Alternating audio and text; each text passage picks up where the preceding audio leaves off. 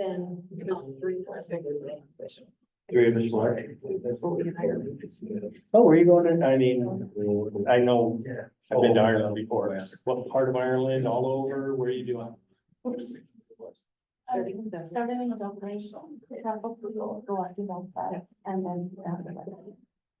That's exactly what we did as a family. It's been a number of years ago. And when we got down to the southern end of it, and my family flew home from Cannon Airport.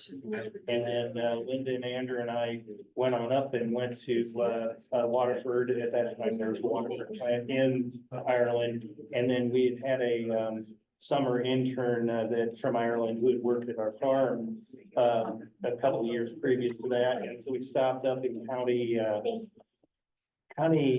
oh, I can think of it. Anyway, it's over on the east side, and we stopped and visited his farm and then flew over to London from there. So that was, we had a great experience. Yeah, So. I was there 8 years ago, Mhm.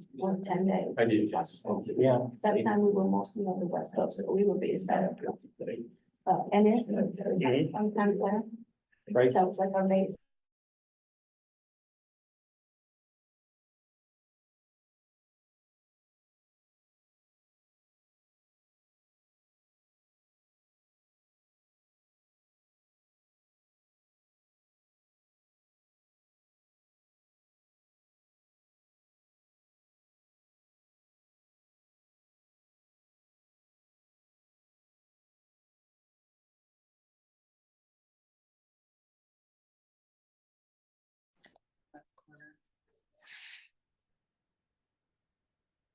Right corner, I'm sorry.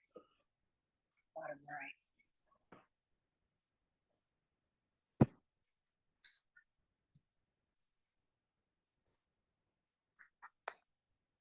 Turn that television off. Oh, I'm sorry. It's over there.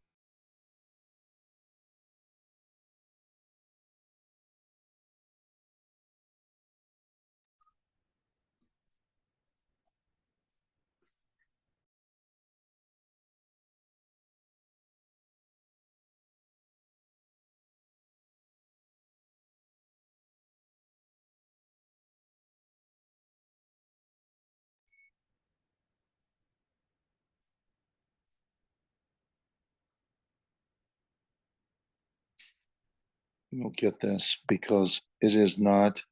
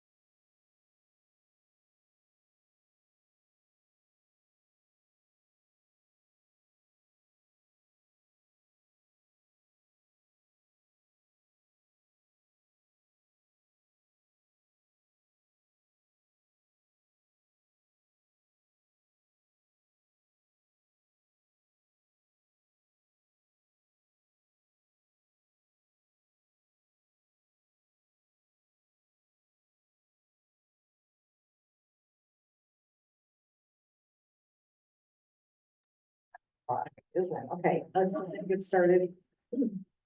Ruth, you want to call Yes, roll call? John Manson, Here.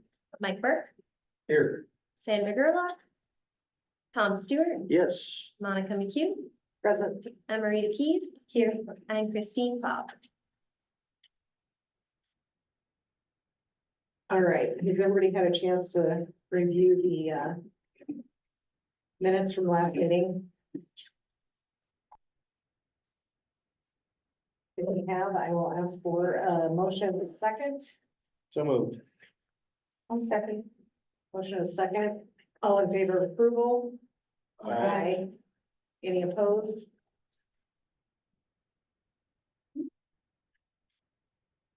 Okay. All right, so what we are going to do for the first time, we are going to allow comments from the public for a 3-minute time limit. So if you're going to speak, if you would stand up and give your name,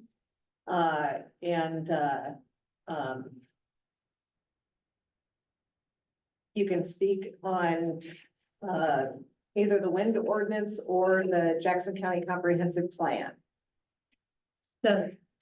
Oh, yes, go ahead. The first one is, for anyone that wishes to speak to the zoning commission on matters which do not concern Oh, that's right. that to anything that's an agenda item. So Okay, sorry. Yep. for this time around, it's other things besides what's an agenda. Okay. So if we have anybody who would like to speak on anything other than what's on the agenda? All right, if not.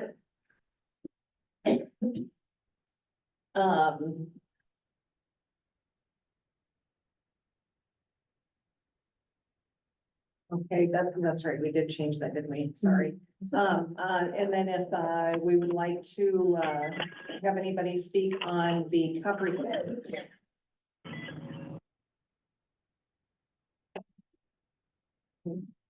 We've got two with it. Go ahead. For the comprehensive plan? Yes, Okay, yes, thank you. Good evening, my name is Les Bennett. I'm with the Center for Infrastructure and Economic Development. My career, I spent almost 40 years as a planning and zoning department director, so I have some experience with comprehensive plans and zoning ordinances. So first, let me say, I really appreciate your service on the Planning and Zoning Commission. Coming from Lori's side of the table, I know how important it is and how difficult it can be at times to serve on the commission and sit on your side of the table. So on the comprehensive plan, I've just reviewed it briefly. As you know, the good ordinance needs to be rooted in policies in the comprehensive plan.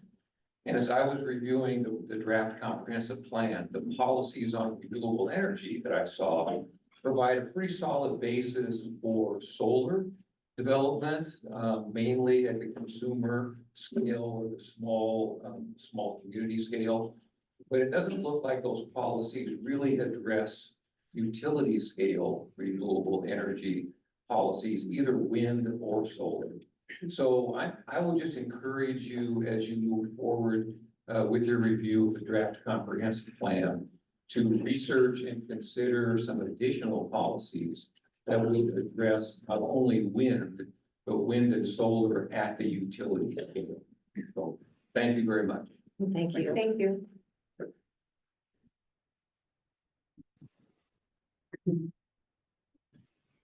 Hi, my name is Sue Gossman and I'm a business owner and the wife of somebody who just loves a lot of planetary science.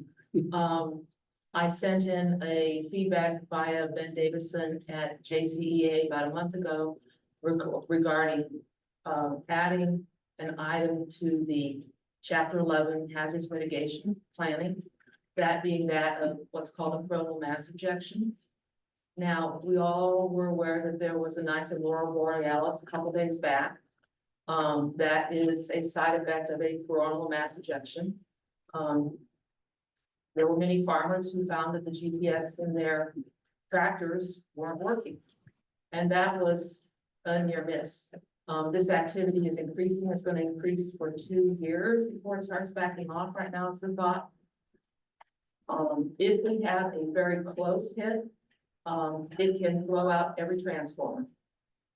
The good news is that planning can be done at very low cost and with a very low expenditure for small things such as those poles that they use to disconnect the wire from a transformer, having enough of them that if we get a 24-hour advance warning, which we very well might, they can simply disconnect the wires from transformers.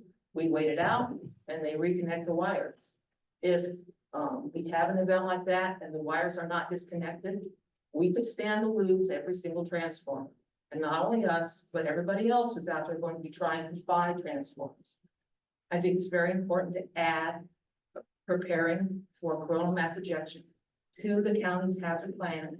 And that would include looping in, all the hospitals and nursing homes for which health and safety rests on not losing, electricity. They may need to be able to plan to lose electricity for 8, 12, 24 hours. But then you can turn it back on if your transformers and your generator have not been destroyed. I just think it's important to get the plan in, to get assessing coronal mass ejection in the. Yeah.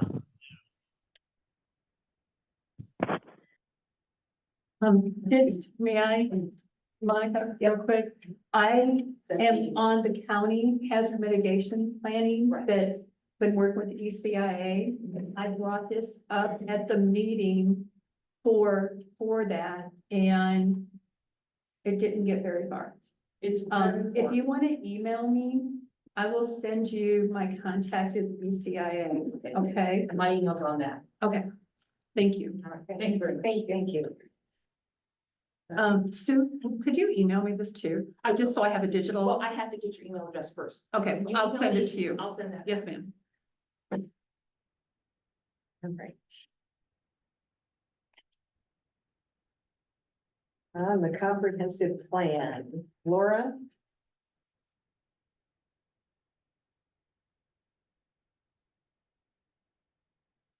Is she muted? Laura, can you unmute yourself? Trying. There we go. Did that work? Yes, ma'am. Okay, Laura, do you want to start? sure. Whoops. Get the-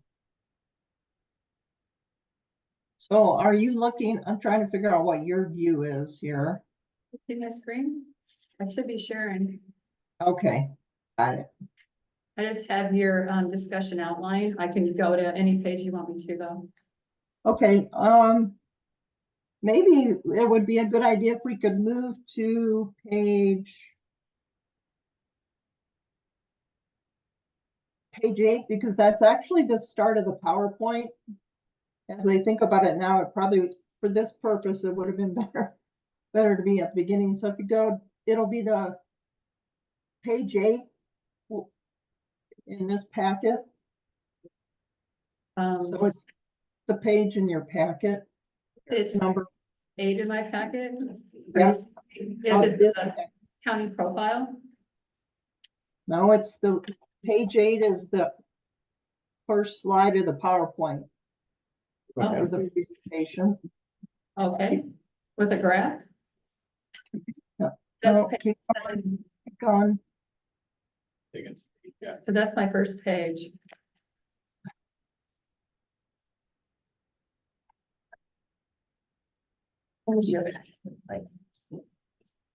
Well, these are just, these things that we're looking at are just just technical amendments. There we go. Okay. So this is what I was thinking we could start with. This is the presentation on the comprehensive plan. And if we'll go to the next slide, please, Lori. Right here.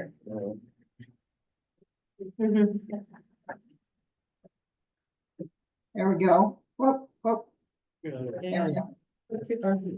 So just for review, the purpose of the comprehensive plan is to present a shared vision, to have long-range goals and objectives for activities that affect growth and development throughout the county.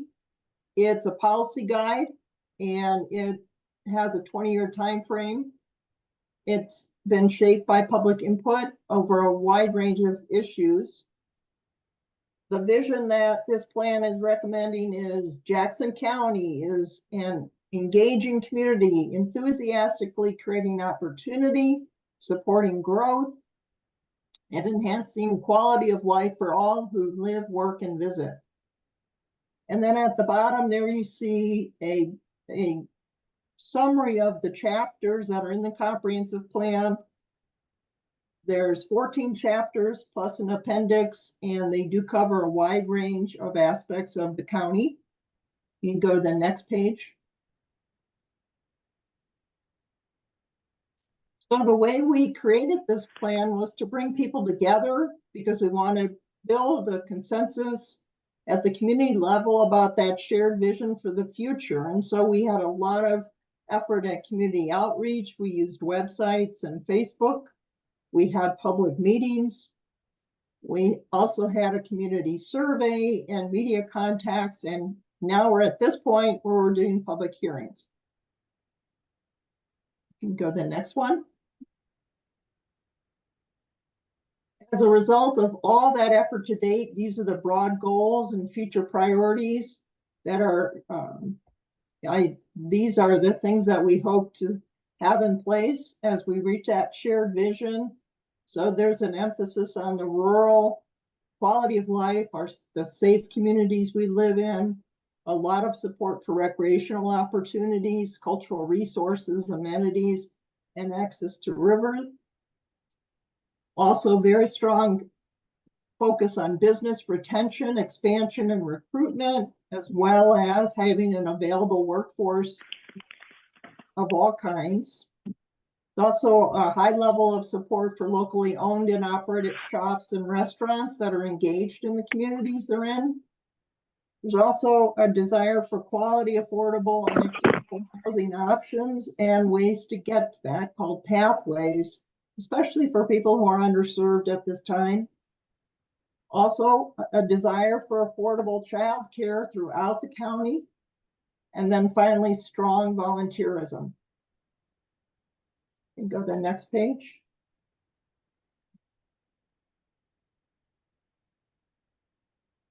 This is a thumbnail sketch of the goals for each of the chapters that have them.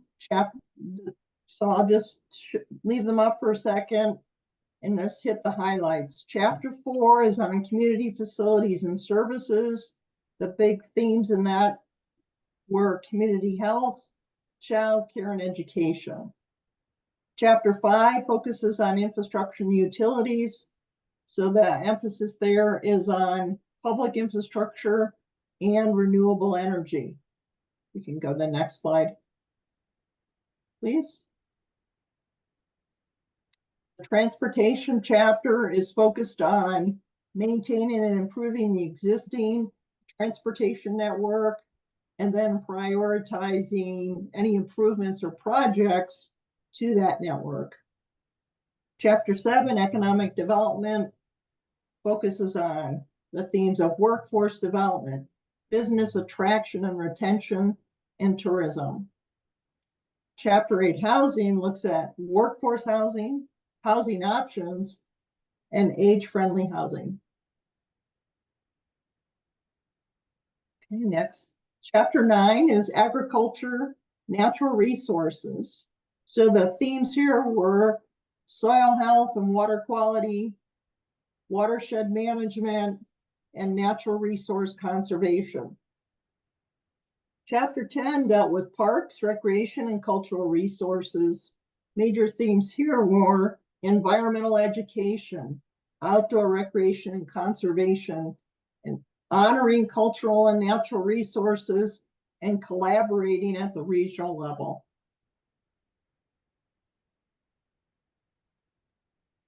Chapter 11 deals with hazard mitigation. As Lori mentioned, there's a plan focused on this that's being updated. The major aspects of this plan or major themes are mitigation, prevention, and preparedness. For the chapter on land use, the themes are focused on making sure we have best practice in place and that we're preserving our land for agriculture, as well as our parks, open space, and natural resources. Chapter 13 is about intergovernmental collaboration. So this chapter's themes are building local capacity, collaborating informally, and focusing on youth development moving forward. And chapter 14 is where the goals and objectives are identified in terms of potential sponsors and partners, the timeframes and related plans for moving forward. So what's the role of the zoning commission? By Iowa code, the commission is intended to prepare the comprehensive plan, review the draft chapters and maps, which they have done a great job doing, hold this public hearing on the final draft. At this point then, after taking input and having discussion, we'd ask you to make a recommendation for adoption. This would go to the Board of Supervisors. Once the board receives the commission's recommendation, they will then set and hold their own public hearing and hopefully adopt the comprehensive plan. Okay, we can go to the next. Full plan is available for people to review and download on the county's website and also on ECIA's website. At this point, I'd be happy to answer any questions from the commission. Laura, we have not, just got that late today, so it has not been loaded on the county website. Oh, okay. Okay, it is not there yet. I don't mean the survey report, Laura, I meant the whole plan. Oh, excuse me. Gotcha. Sorry, I had that on the brain, I guess. Yep, no, that's okay. We can jump to that. So we actually had this survey questions coming in through Friday, May 17th. And there's been some very slight adjustments. I've just finished some up like right before you started. There's really just a few statistical changes. Some of the things that I showed in the public participation chapter, actually, they've been tweaked again. So what I'd like to propose is that we'll finish this up, let Lori and Ruth take a look at it to make sure I didn't make any more typos, and then we'll be able to post that. We do have the 96-page report on our website. Or if you want to leave it on that page right there. Yeah, sorry, I was looking, I thought maybe you had this stuff earlier in the PowerPoint, so I was, or in the slides. Oh, Or- we had not planned on the survey being open all the way to Friday. So there was additional work that we just haven't been able to get done for you. What I will tell you though is the 96-page report of the survey results is on ECIA's website. That's the web address there. And people can take a look at that. We received a tremendous amount of input, and we're very happy to receive that. But we had to stop so we could tell you what it was. Generally, the way the survey results have come in, if they have supported everything that I have just shown you. And so I feel that the commission has done a good job of using various means to get to this point where we have a plan that we think reflects a community consensus, and that the survey results and other input that we're hearing are consistent with the direction that the commission has set so far.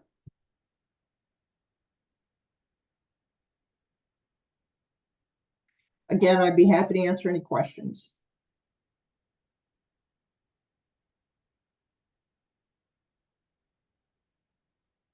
The boards, their hands Yeah. are going up and saying no. Okay. Laura, this is Monica. I just wanted to thank you for all of the work that you have done on this and all the other committee members.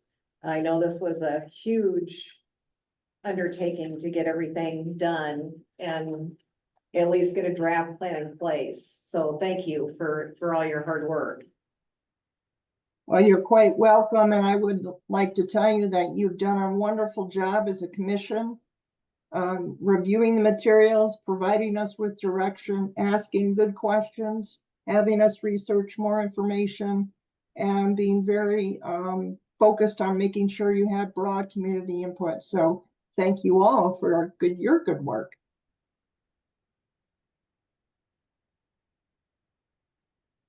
At this point, I ask if you could make a motion recommending to the Board of Supervisors that they adopt the final draft of the comprehensive plan. So do I have a motion and a second?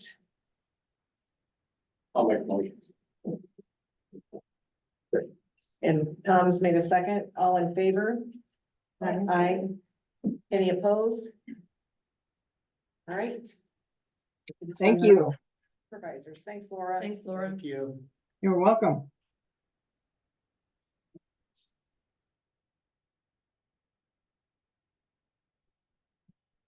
It's been a long time in coming.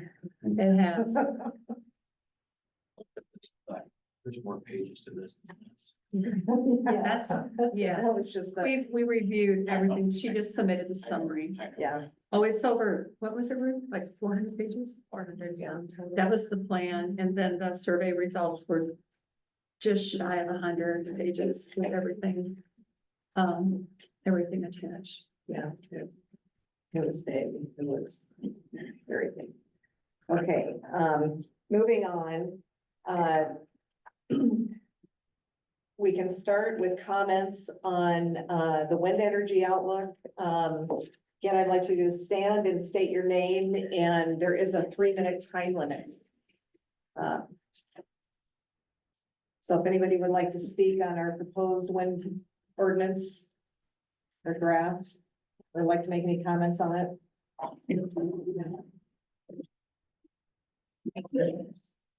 My name is Tom Marcus. I'm a farmer in River Andrew.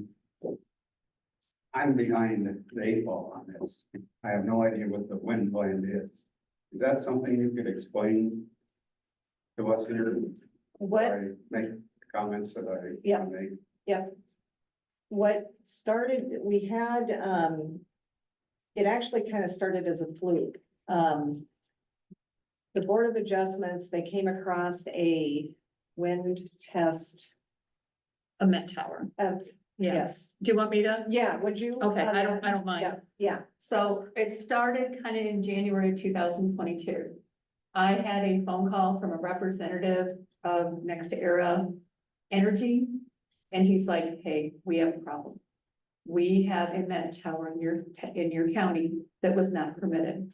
So we had to work, it's always harder when you have to start with a mistake. So it took longer to get everything done. But at that point, we knew there was wind studies in our county and we didn't have an ordinance in place.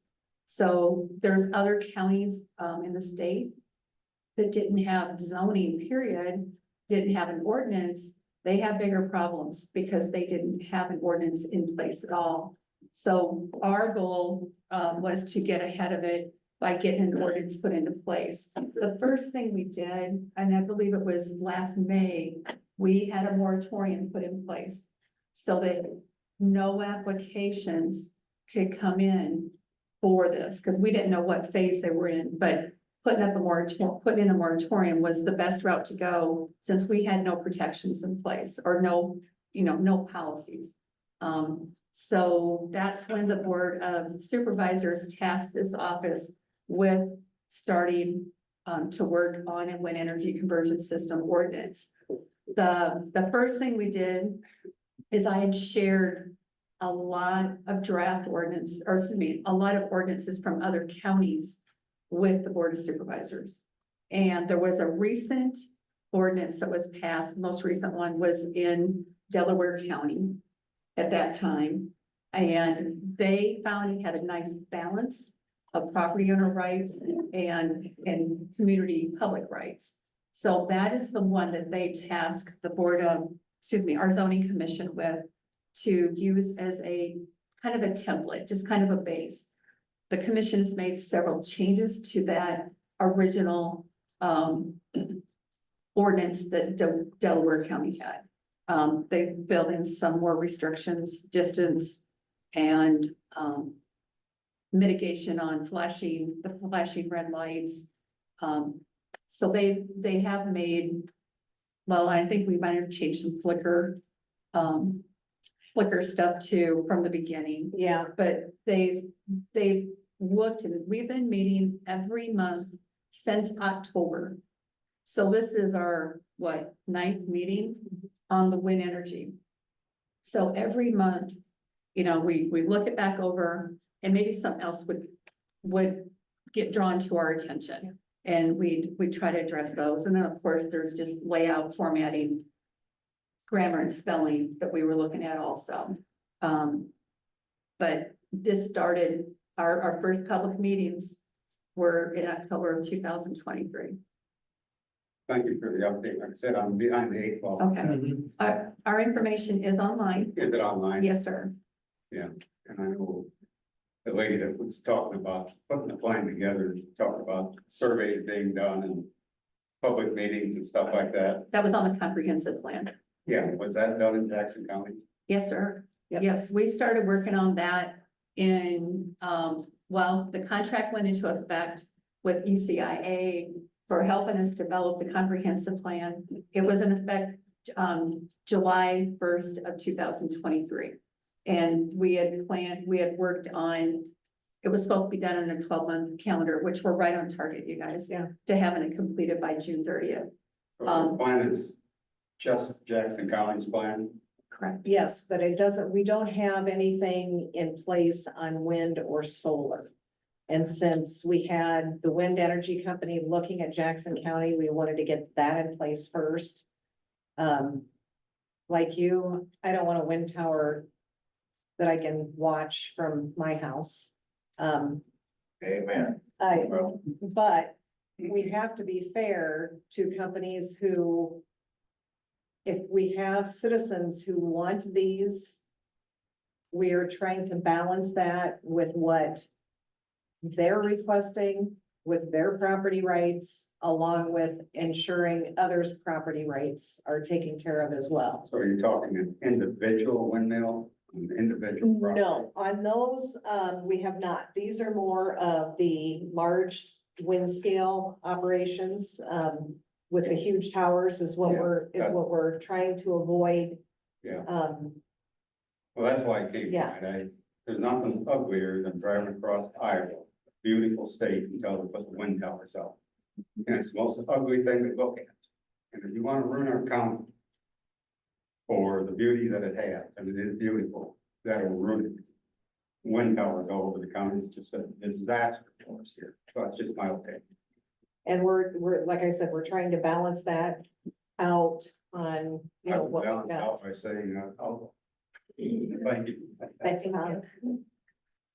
Is there anybody else who would like to speak? Kathy Bales.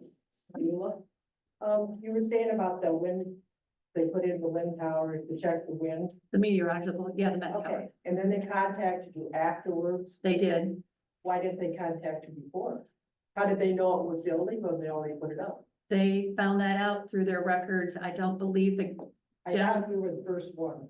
pardon me? I doubt if that was the first one. It was not. It was done at the same time they put one up illegally on the east side of Clinton County. So they don't. They caught them both at the same time. And they were, I can't tell you how fast they were to, I mean, when I talked to the guy, I was getting ready to go to Nebraska for some floodplain training. He was ready to come that week. I'm like, I can't, let's make it the next Monday.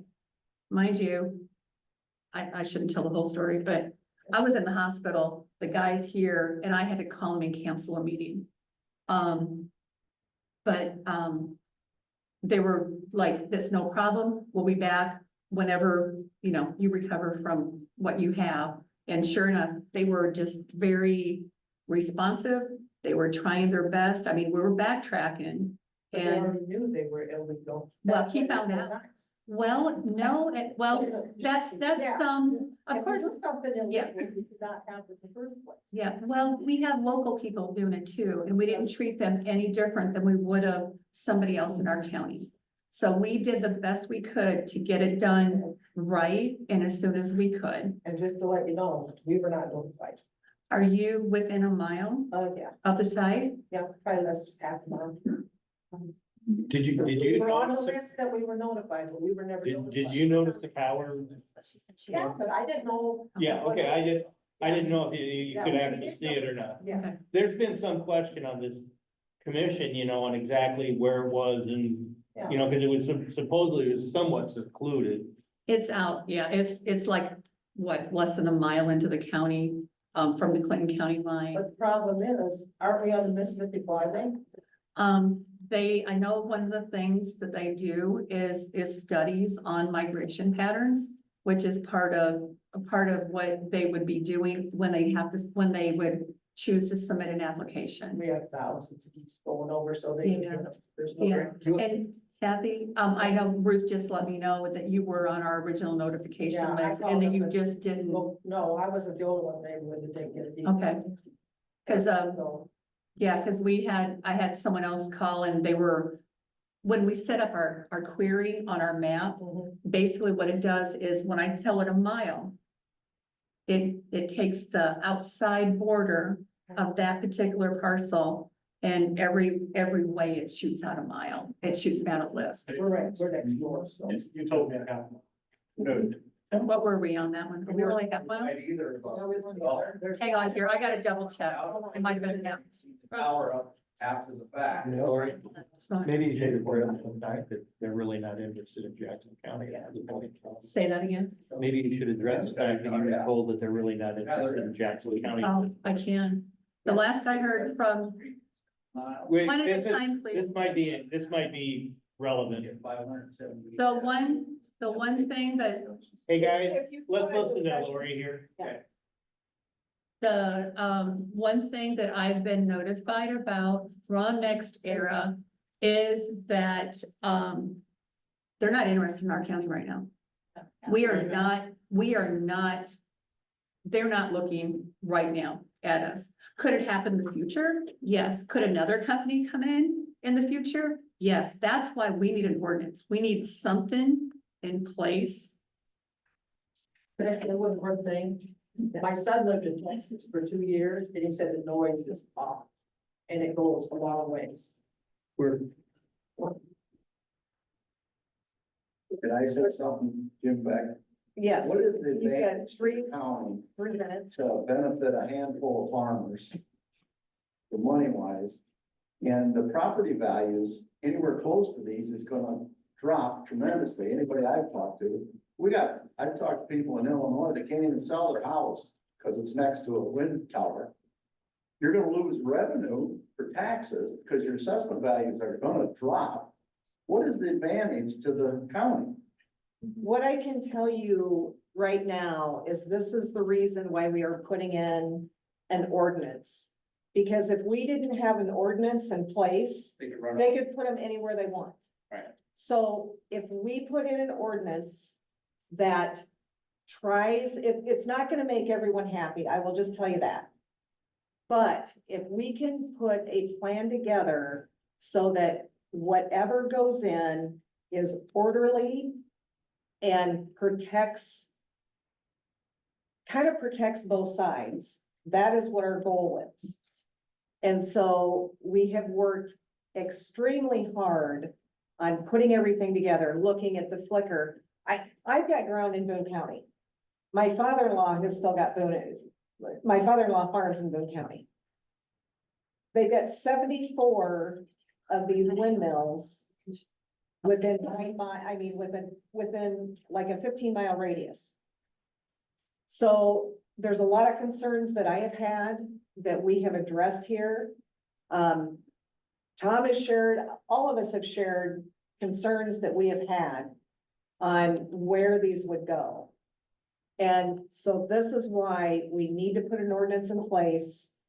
And that's why since October, we've been asking for public input. But I think if you take the time to read the draft that's out there, it's not finalized yet. But if you take the time to read the draft, you will see where we're coming from and trying to make sure that we are considerate of property owners' rights on both sides, is what we're looking at. I sure can't see the advantage of, for the county wise. Well, Tax. you need to read If you have not, if you have not taken the time to do it, don't criticize us until you have gone through and read the entire draft. It is still a work in progress and we are trying extremely hard to balance it and not say, nope, we're not gonna have it, because as soon as we do that, they're gonna haul us into court. Somebody's gonna haul us into court and say, you're violating my property rights. And that will happen. So this is why we are trying to be very careful on how this is completed. How does that work for the zoning side of it? If everything's zoned agricultural, can they put a windmill up without a variance? If it's on your property and you're doing it for yourself, you can, Just asking. We're, you know, but we're. read what we've worked on. Yes, please. I can assure you that we put a lot of thought into this and, you know, property rights is one of those things. I don't know if you own property, but I do, and I don't like the idea of somebody coming in and telling me exactly what I can and can't do on my property. And so we have to take that into consideration for somebody who would want to put that up as well. As well, we've talked a lot about, like you're talking about, is, you know, how it's gonna affect the county, how it's gonna affect the neighbors. And that's a real concern of ours. So anyway, go ahead. No, that's exactly right. So. So go ahead. I'm Gene Rohusky. I live about a mile from your wind study tower. One thing you need to take into consideration here is the migratory path of Canadian geese and the ducks. They go over my place by the thousands. So one of the things that the companies are required to do, and it's not by us, I think it's by the federal government, isn't it? It's by the federal government, is to look at those patterns. The migratory pattern. Yep. So we don't address the migratory pattern because that's already covered by the federal government. Yeah, okay. It's just, I know when birds and windmills get together, it's not a good scenario. Yeah. It's a lot of property damage. I don't disagree, but our ordinance is not going to address anything that the federal government already addresses. So it's already there. If an application goes in, the federal government has to come in and tell them where the migratory bird patterns are at, and we all know. You got oversight on top of this. No, not on the Not on federal, this yet? not on the federal part, no. We can't touch anything. We can't be more restrictive than what the federal government is on that. Okay. Is there go ahead, sir. I'm Glenn Lumsden from Miles. There's a couple things to consider that. I understand we want to talk about property rights of the people that have signed, but your rights end when they infringe on mine. So it's not all encompassing. If it was just on their property and didn't affect my property value or something, absolutely, they could do what they please. But when it starts to infringe on others, completely different law. And that we are well aware of that, and we have, I'm not, this isn't a criticism, Yep. it's just general. we are trying to balance it, is what we are trying to do. And also, I think something that we haven't talked about is what that's gonna do for future generations. Everybody in the room is not gonna pay to take these down. It's gonna be my children that should pay to take these down. This is part of the plan and part of what's required when they do put them up. It's kind of like a mining operation. They have to have a decommissioning fund and to be able to take them down. So that is something that's already there, that's required. And again, that's required of the federal government as well. Right. But we also have added in the ordinance about the decommissioning. And I can't remember exactly what it says because it's been months ago since we've talked about this. Yeah. But that is something that we have taken into consideration. Okay. I know that the state, there is talk amongst the state legislature to do something statewide for that. It's very much in its infancy. But like, just the foundations alone is, I mean, these things are applied at 40 feet deep. No, they're not. No, they're not. No, they're not. Probably. May I? Yep, go ahead. I went ahead and got information from Iowa State University offline. Basically, they're 65 feet, 60 to 65 feet in diameter. Okay. And they only go down like 6 feet, but it's the base, the diameter of the base that creates the stability, but there's, you know, other things that anchors it too, but it's the, there's no way 60. But your point is well taken. Yeah, And we we looked have, at that. we have looked at that and we are considering, you know, the future as well, yes. So yes, we talked about that. Like I said, if you go through, I hope all of you have taken the chance before you criticize or tell us something, that you have taken the time to read the ordinance that we have put together, because there have been, I don't know how many drafts. We've gone back and forth. I mean, we've spent hours. There's nights where we would start at 6:30 and we would not be out of here until almost 10 o'clock at night. And nobody has been here, but Have you all read it? yes, have you all read it? Have you all read it? I don't think anyone here, I mean, And none that's, of this is yeah, criticism, at least from my standpoint, for you, there. It's just voicing our concerns. I understand that, but have you read it?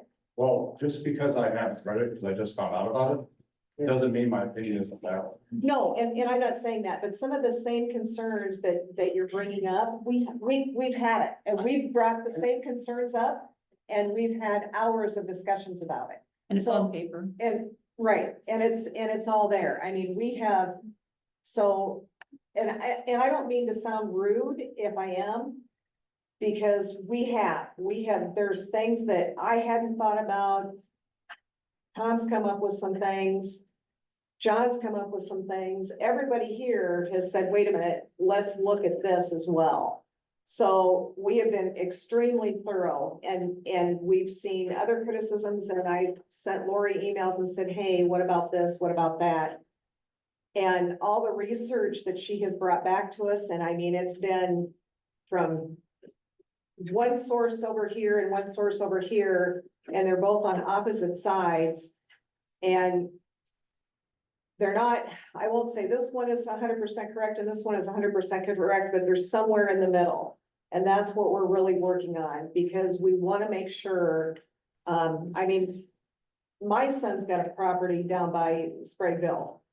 You know, and it's a lot flatter than my farm up in Zwingle. So I'm trying to make sure that we don't have a huge mess at the end when these have to be disposed of. And want to make sure that we're trying to take care of what our county looks like. Just like Tom said, it's a beautiful place. I grew up in the flatlands. You can watch your dog run away for 3 days because it is so flat. So when you get out here, very hilly, very beautiful, and we're trying to balance that between what an energy company wants to do, what the landowners that they've negotiated with want to do, and the neighbors. So, but like I said, we were all neighbors, and like I said, we can't say, no, you're not doing this in our county, because we can't stop something like this. I wish we could, but we can't. So we're trying to take care of it, and we're trying to make sure that we're trying to take care of both sides. And I understand where you're coming from. The last thing I'll say is just some background. I think I don't know, it's called EC or ESI Energy, which is a sub-company of NextEra, has been fined $10 million for killing 150 bald eagles in Montana in 2022. That's the company that's actually doing the wind turbines. And then NextEra has been fined $30 million since 2000 for regulatory capture. Basically, what that means driving emissions. So these people are vultures. We need to remember that. Okay. Yep. Thank you. Right, there's a gentleman on Zoom who called in, who wants to speak, but he can't type. Yep, no, just a minute. Yeah, good evening. Thank you again. Les Beck again with the Center for Infrastructure and Economic Development. This conversation is not unusual. It's a very, very difficult issue. I certainly appreciate the discussion on developing balanced policy, balancing citizen concerns, economic benefit, environmental issues. Having a balanced ordinance in place, I believe, is very important. There are a number of provisions in this ordinance that are really pretty forward thinking. The provision that requires the applicant to do a study on the impact of turbines on wind resources in the area or on other wind energy conversion systems in the area, really is pretty forward thinking. There's a provision that would require the developer to apply to the FAA for aircraft detection lighting system technology on their turbines, which would eliminate the constant red strobe lights at night. That's very forward thinking. Your setback requirements from residences, either participating or non-participating, churches, schools, public gathering spaces are reasonable. And the noise level limits that are established are reasonable and are certainly in line with best practices around the state. I did provide Lori with written comments that are a little more detailed than what I have time to speak to tonight, but I will address a couple of bullet points that I would like you to consider as you move forward with this, that I think would enhance the ordinance draft. Battery energy storage systems, which is an emerging technology, I don't think is addressed in this ordinance. So in terms of preparing not only for wind energy conversion systems, but the accessory uses that go along either with WEX or with solar, the battery energy storage systems, I think is an issue that you might want to look at least define it in the ordinance and establish some reasonable setback requirements for those facilities. The variance provisions, there is some language in the ordinance that addresses what the Board of Adjustment would consider in terms of granting a variance if one was applied for as part of an application. I would be careful about that. There's already language in the Code of Iowa that really dictates what the Board of Adjustment considers in granting a variance. And that language is also covered already in your zoning ordinance. So to avoid muddying the legal waters, I might simply strike any language in the WEX ordinance that addresses what a Board of Adjustment would consider as a variance request.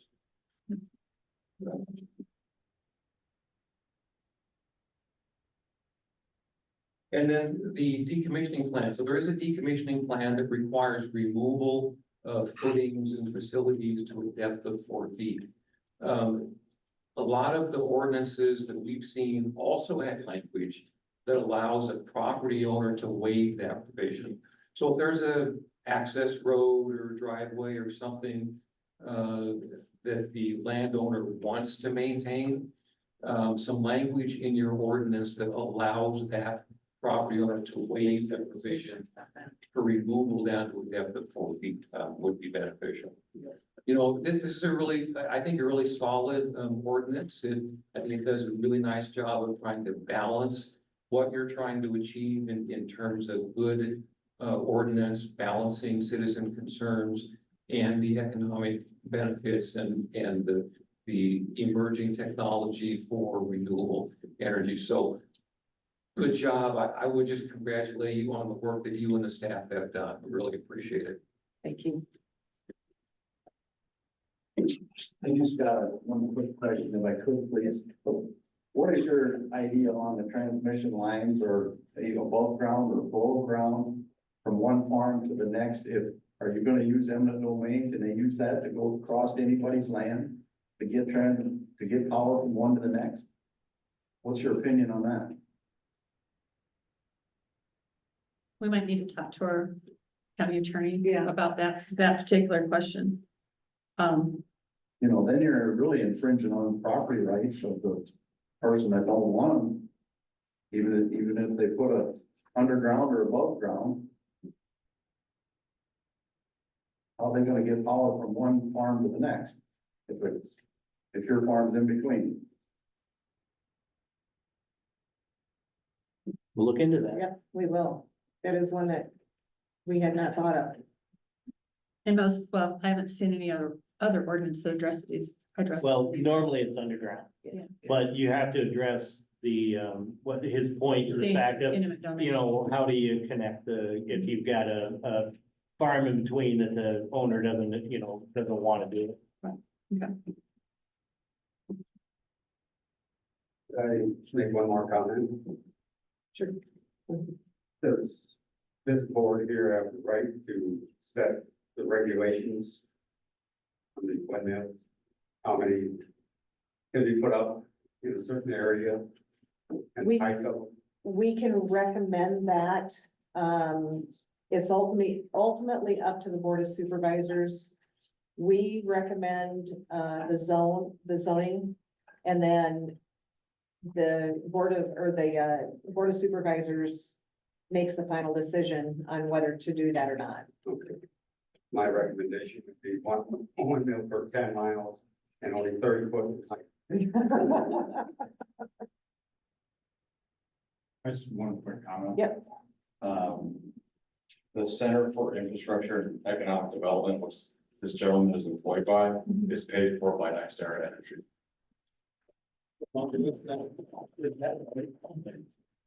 It's on the website, there's no secret. So why don't you go by the name NextEra Energy? You got. Let's address the commission and not each other. Don Vale, do you, have the right to set the distance? They gotta be off of my farm, how far it is between, We've got a setback. We have a setback, yes. and what would that be now? I don't remember what it is. It's over, what is it, 1.1 times from the property line. Yeah, What was it? 1.1 times the tower height from the property line. Oh, gee. so if they wanna put it, if they- 20 miles. So that would be real close to my house. Well, it's not, Well- it's gotta be 50 property line. 50 decibels, it has to be less than 50 decibels as well, is what the current draft says. And 1,250 feet. yeah, Right. From the property line or from? property line. Property. Well, there's property line and then there's dwelling. Right, Mhm. so two different things. So we've got the dwelling and the property line Right. in there. Okay. Do you have somebody on the phone? Do Yeah. you have the last, which one? Last four of his phone number so I can unmute him. 212-3276, same as James. 3276. Yeah. Okay.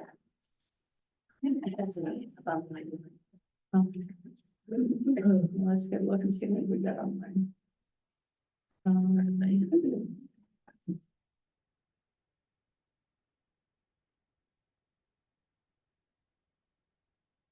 I'll get the rest of them in my other.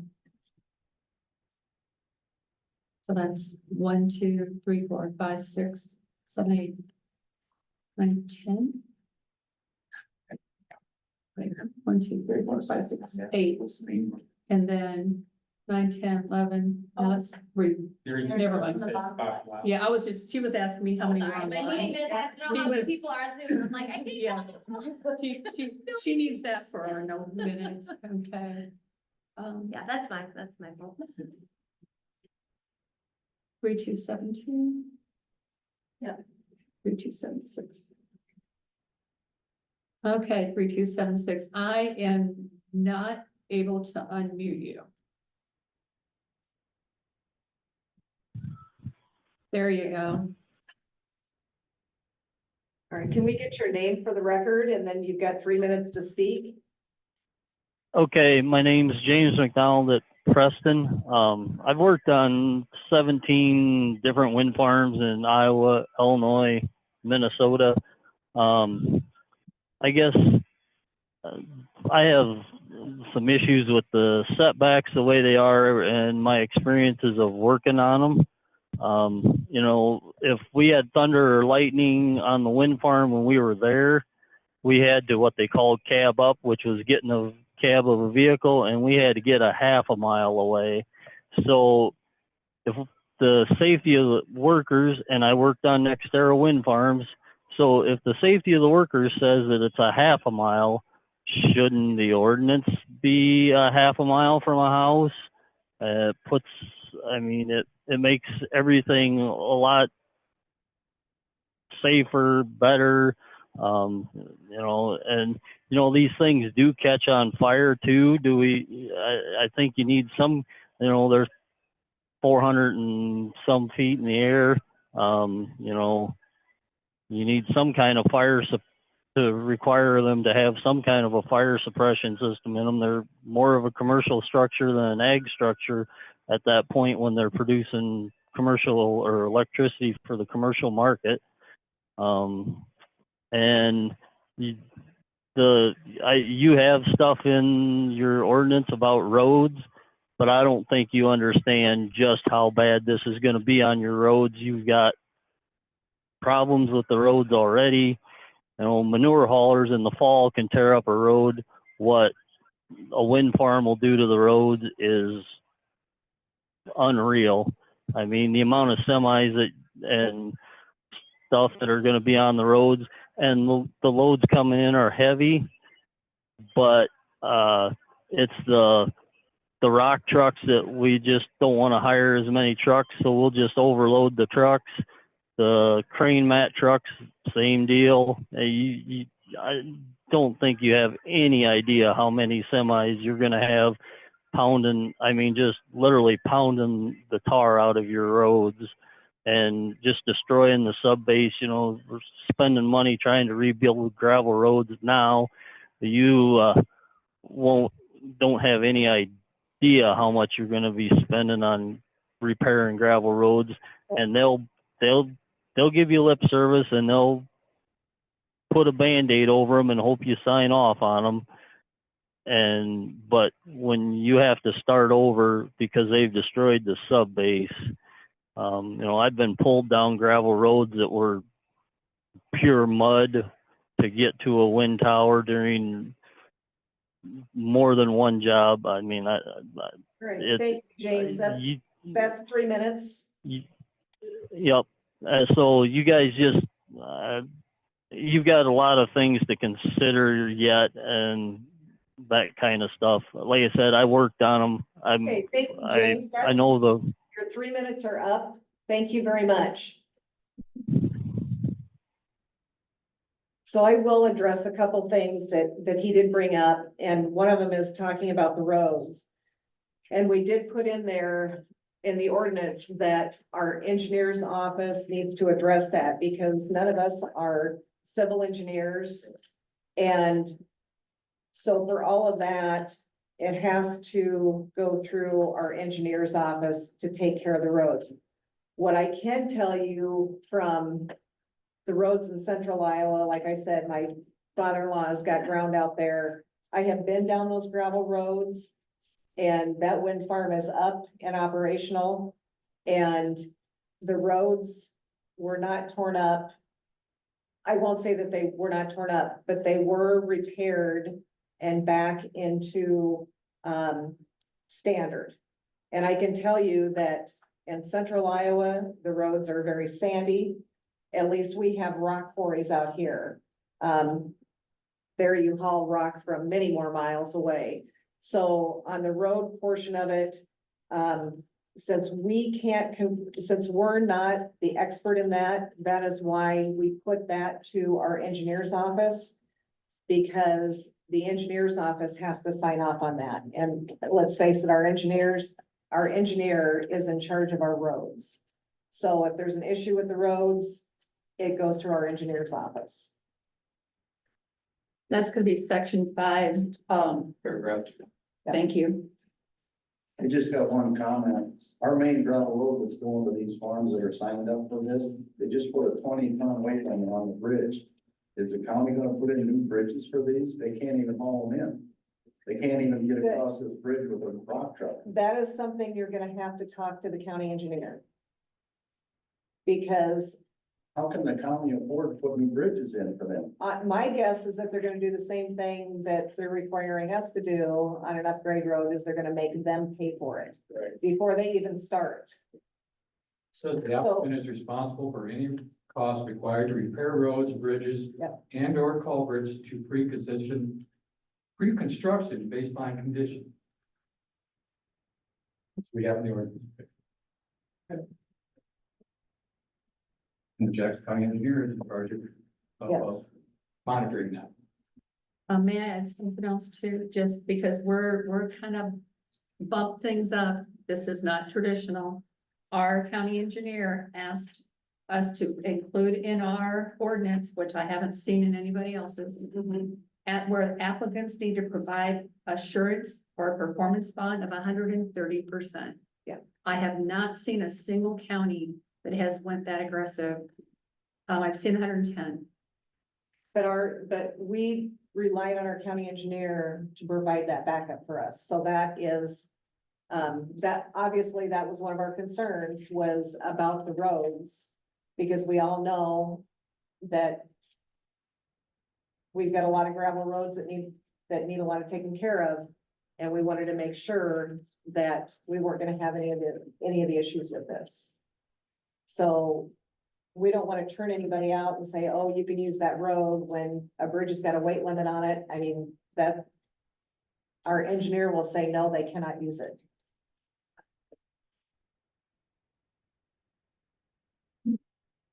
Is there anybody else who'd like to speak? Yep.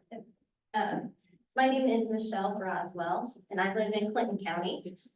I first was introduced to all this Next Era Energy talk in February. My husband and I got a letter in the mail that our neighbor was going to put up a Met tower 500 feet from our property line. So that's how I got involved.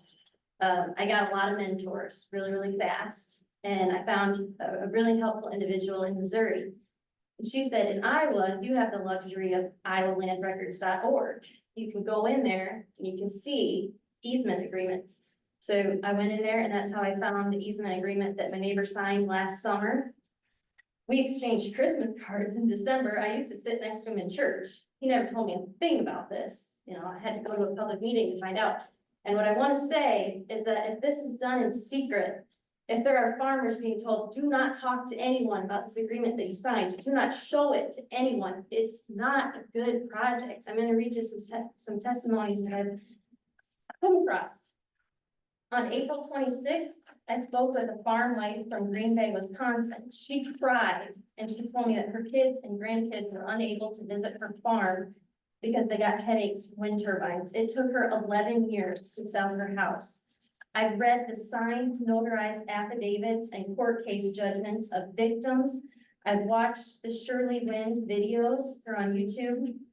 A soldier described his frustration of going overseas to defend his own country, yet he couldn't protect his own family here. They had to live in their basement due to headaches and sleep deprivation. On March 7th, I spoke with a man in Wisconsin whose farm has been in their family for 6 generations before Wisconsin was even a state.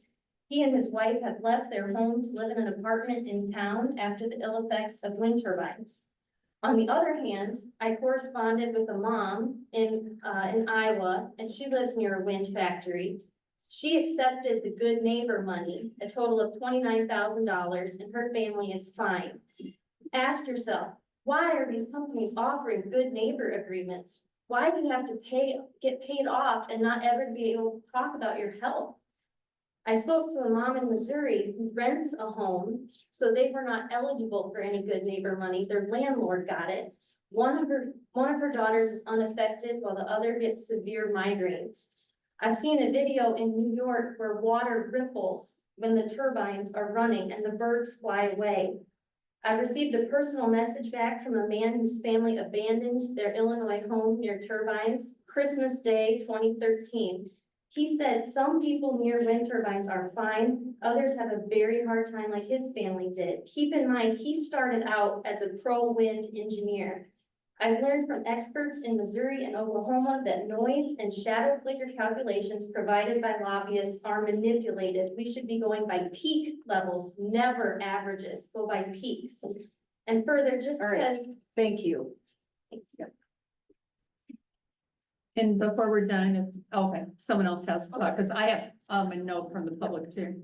I just want to comment on the unfortunate nature of the whole wind turbine thing. It's a giant money funnel from federal funds that fund 80 to 90% of putting them up and paying off neighbors and paying off farmers and paying off counties and paying lobbyists. And if a company had to produce their power on their own, they would never put up wind turbines. They would never, they would not pay for themselves.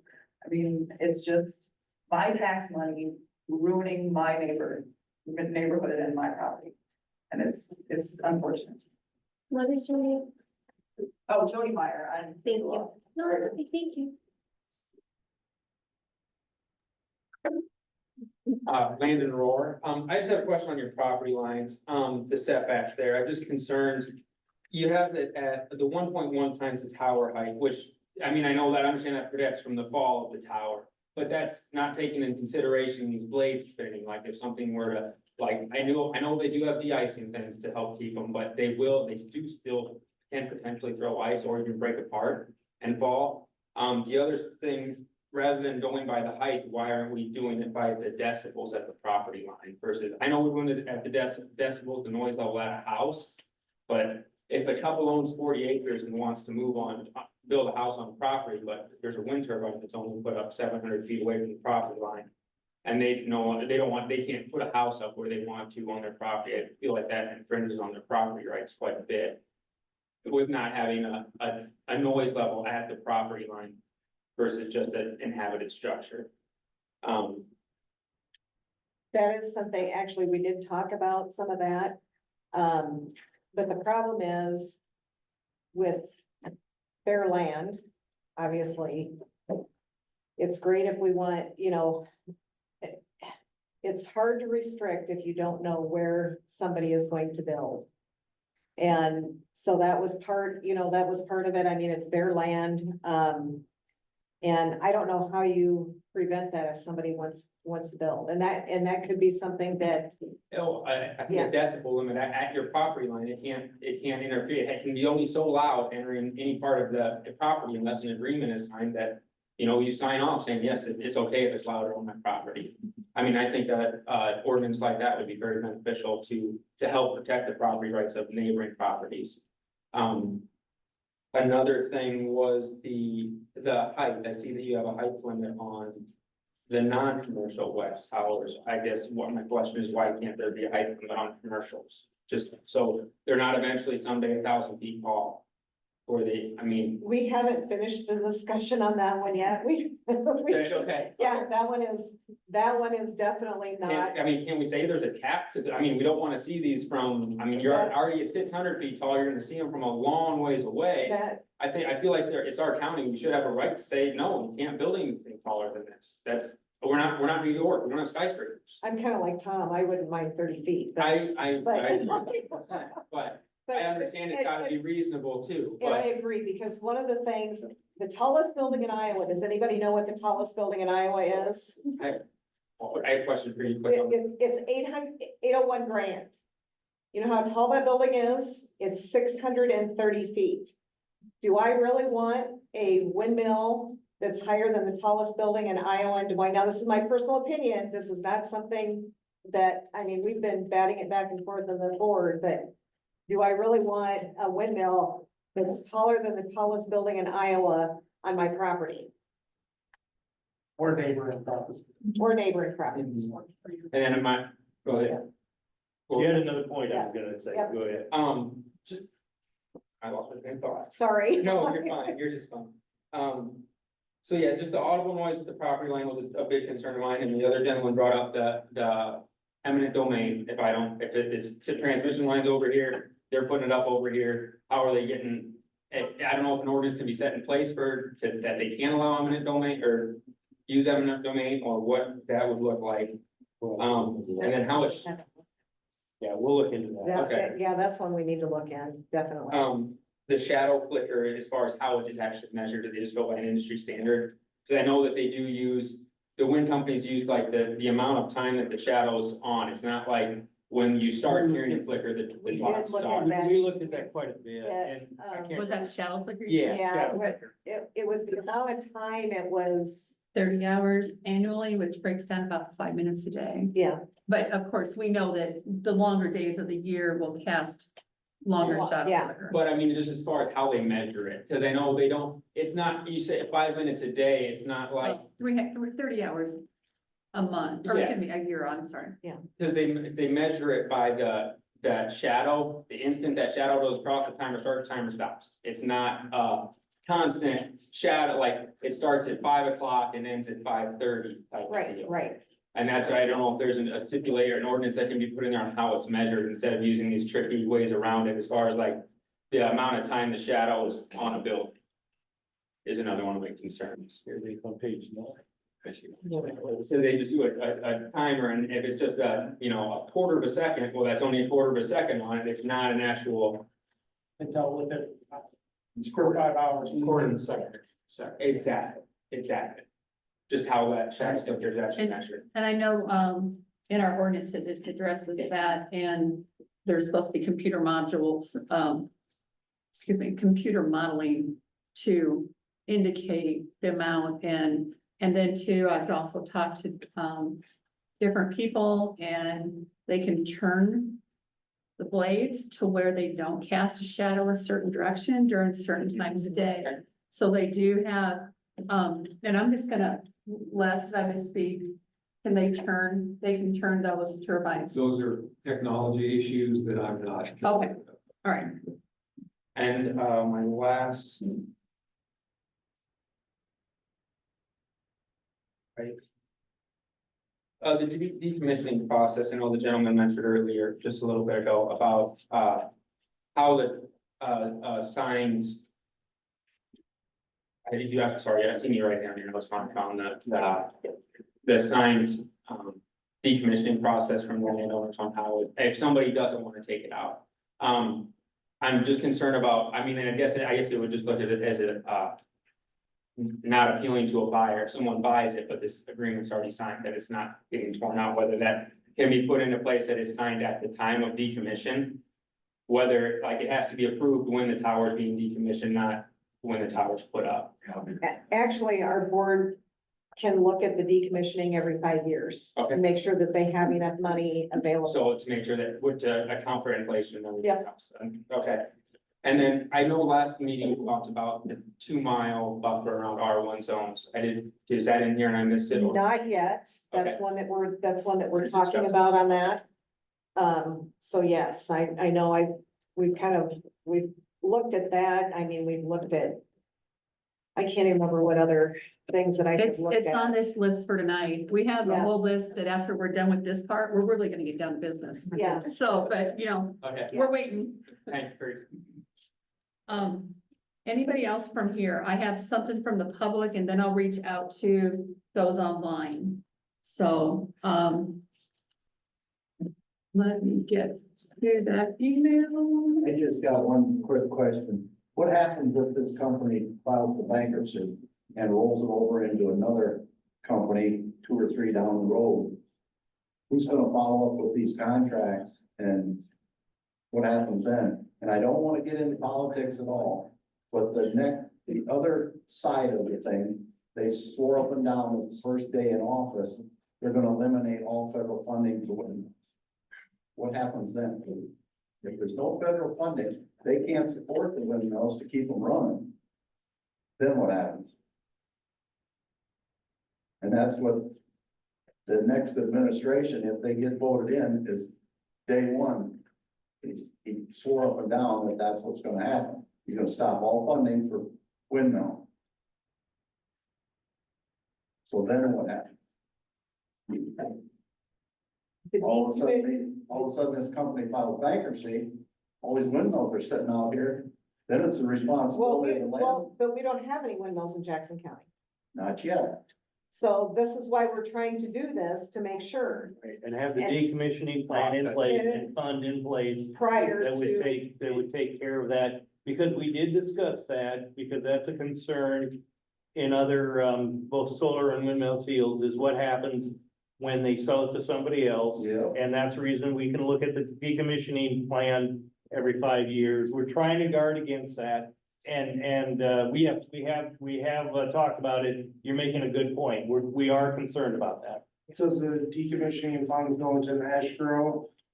That will grow Yeah, over time.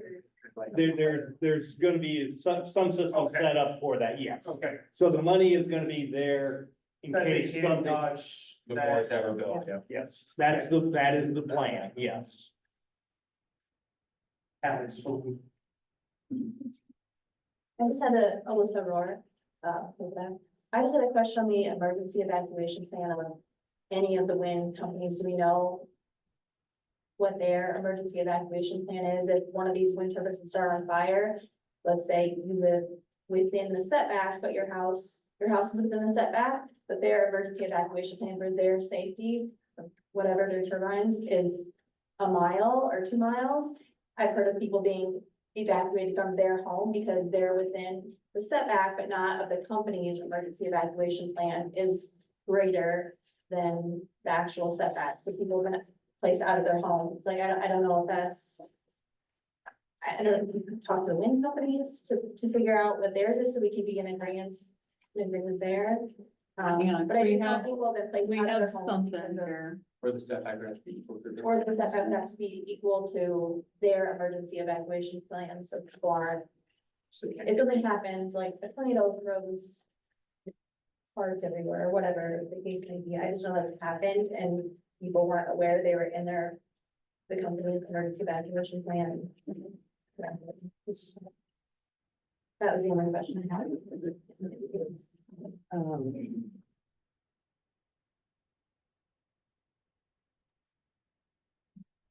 Can you hear me?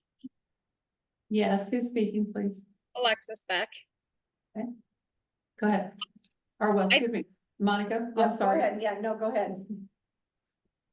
I just wanted to go back to Jimmy McDonald when he was speaking about the roads getting torn up and such. Did I hear correctly, you guys say that that company is responsible for repairing the roads? Is that what you guys said? Our engineer, our county engineer will work with the company for the roads, because that is outside our expertise. So we wanted to make sure that the engineer would, The short answer to the question though is yes.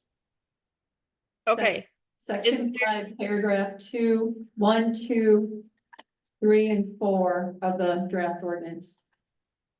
Is there a time frame that states when the roads must be fixed by? You know, they start hauling on a certain date, it must be fixed by a certain date? that's when the engineer has to come in and take care of that, because that is not our expertise. So we did not feel that we could put something into the plan that is not our expertise, that we wanted the county engineer, since that's where our roads are at, that they take care of that. Actually, Monica, we do have it addressed. Do we? Yeah. I thought we. The Jackson County Engineer will conduct a post-construction survey That's it. with the applicant and submit an invoice for all damages to be paid within 30 That's right. days of receipt of the invoice. Applicants shall provide an assurance or performance bond of 130% of the estimated cost to bring the roads back up to the standards that existed at the time of the pre-construction baseline. But in most, basically, they're supposed to bring it up, but if there's a defect, that's when it comes back. That's when the surety on bond that comes surety back. bond. Yes. Yeah, because they have the surety bond, they will be responsible for the damages to any roads. Okay, so I just want to say, back in September, Jackson County reclaimed our road and made it totally shit. We couldn't even drive our vehicles on it. Our neighbors and I, my family had to park on the west side of our farm in a field entrance and drive four-wheelers and. I'm sorry, but that's kind of outside the scope of this meeting. No, And so that is something that you need to address with the county engineer and not with this board on that concerning the. I already have back in September, but what I'm saying is if the roads get back to that point again, I would like to see something in there stated that it has to be done within so many days or something, because as far as toting kids back and forth to school and getting to work and everything, you can't drive on roads that are like that. Actually, in there, it says Jackson County reserves the right to halt operations if road conditions deteriorate to a point that creates a hazard to the public. Yeah. We have in there. Okay.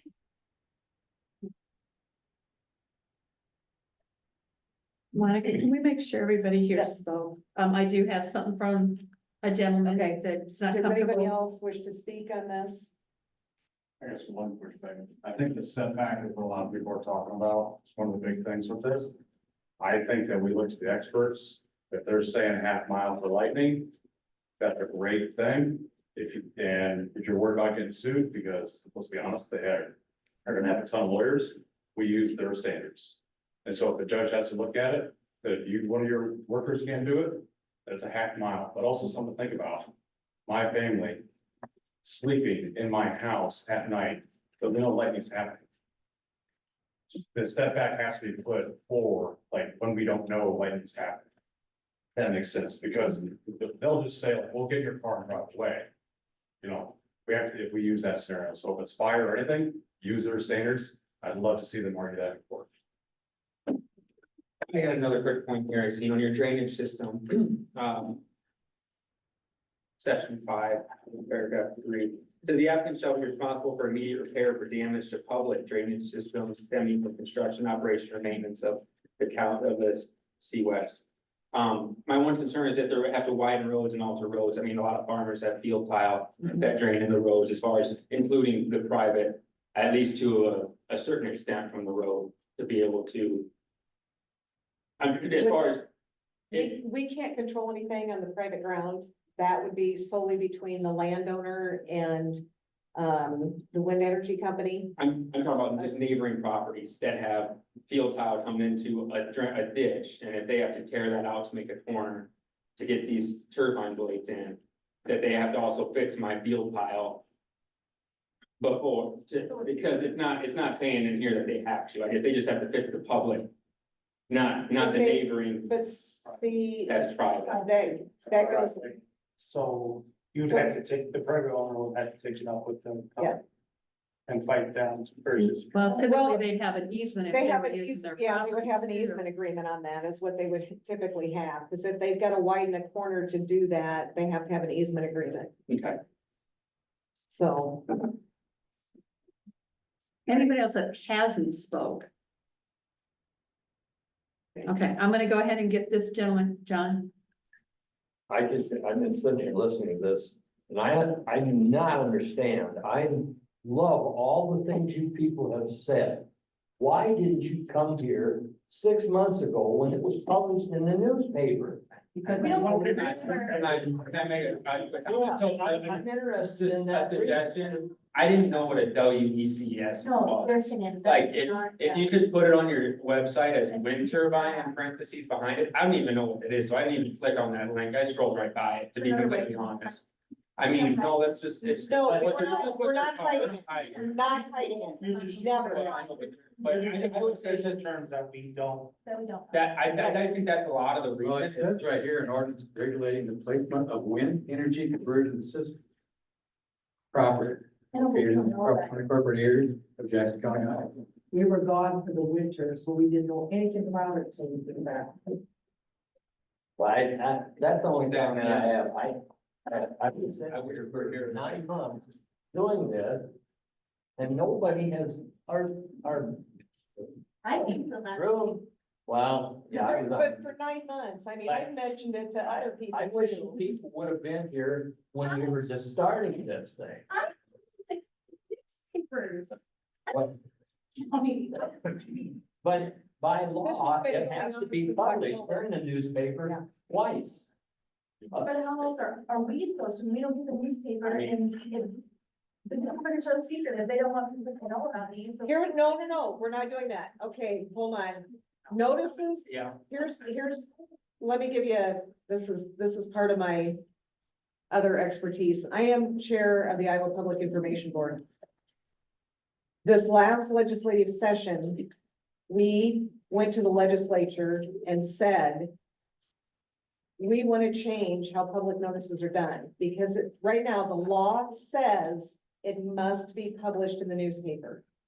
We wanted the ability for every public entity to put it on a website, put it on Facebook, and not have to be required to just put it in the newspaper. Yes. Your Iowa, the lobbyist for the Iowa Newspaper Association convinced our legislators not to do that. And this is why the county spends the money, county, city, anything else spends the money to have to put it into a newspaper instead of on a website, a Facebook page or anything else. So I will ask you, next legislative session, contact your legislators and tell them that you want the law changed to say, put the notices where the people are. Question with that, it says you have to put it in the newspaper. Yes, But you guys also can go above beyond and put it on Facebook and put it on the website, you right? can, Our but county doesn't. our county does not, well, the county does not use Facebook. But the county has been putting the Board of Supervisors meetings on the website.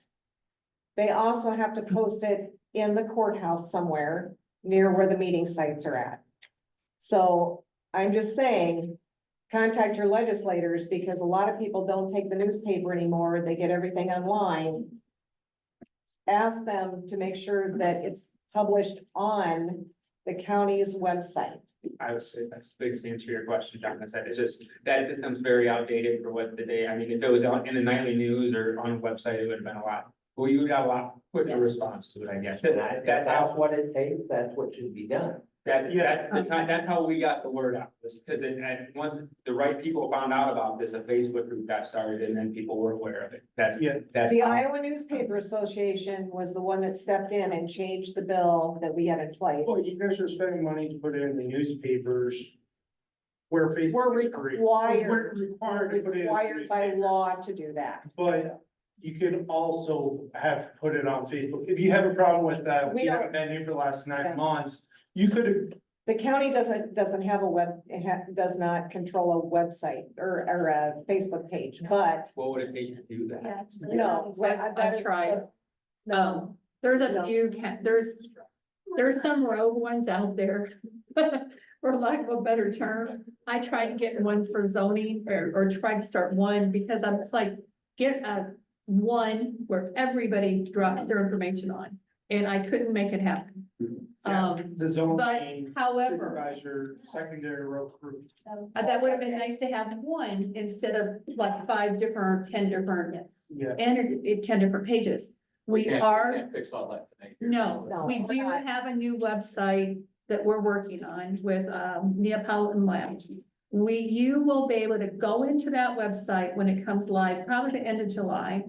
Click on whatever notices you want to get. If you want to get every notice, every public meeting, whenever we post one for zoning, you have that option, click. And you will be able to subscribe to those notices as soon as they hit.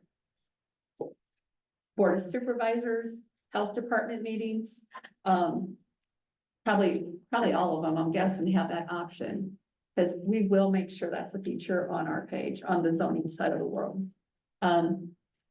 If I do have something here from a gentleman that's here that is not comfortable speaking in public, so I have that. Is there anybody else who has not spoken that still wants to? Sorry, Monica. no, go ahead. Let's get back to this and if you want to go. And into then I that. want to get to the ones that are online, Yep. because we haven't gotten to that. So this letter was from Brian Benema, who's Rural Sabula. He has concerns about wind turbines in Jackson County that he would like you to consider tonight's meeting.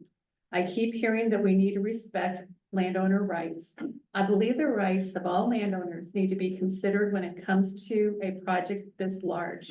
This project would permanently alter the farm ground, views, and property values of all landowners for up to 90 years, according to the easement options already signed. Many people are just hearing about this project and are not aware of how they will be impacted. Setbacks at 1,250 feet are not nearly enough. A large turbine will dwarf anything this close. A setback at 2,640 feet should be the bare minimum, and this major bit must be from non-participating property lines. If we only consider the distance from residences, future development on non-participating properties will be encumbered for the life of the project. The participating landowners signing in effect easements, it states, owner grants to operator and an easement for sound, noise, visual, view, light flicker, shadow, vibration, air turbulence, wake, electromagnetic, electrical and radio frequency interference, and any other effects attributable to wind farms or activity on the owner's property or on non-adjacent properties located on or across the property owner's property line. I did not sign away any of my rights to be subjected to these effects. We need to protect us from this. Several of the property owners who signed up are absentee and will not be subjected to the effects they signed me up for.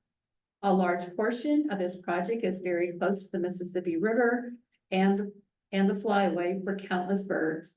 Some of these turbines are in direct line of flight that waterfowl use to feed in crop ground before heading back to the river.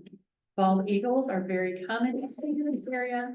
How many birds, bats, and other wildlife is acceptable number to have killed or displaced? All components should be required to be removed when the turbine is no longer functioning. This would include the base and any feeder lines. Cemeteries, parks, public grounds should have a setback of at least 1 mile. I have seen pictures of a cemetery in Kansas that were surrounded by wind turbines from NextEra. Clinton County should honor our setback requirements along the county line. We should not be subjected to any shadow flicker. 30 hours per year is not acceptable. Shadow flicker occurs when the sun is low in the sky. This is when many people are trying to enjoy the sunrise or sunset or sleep without light flickering in their windows. Thank you for your time, Brian Fetterman.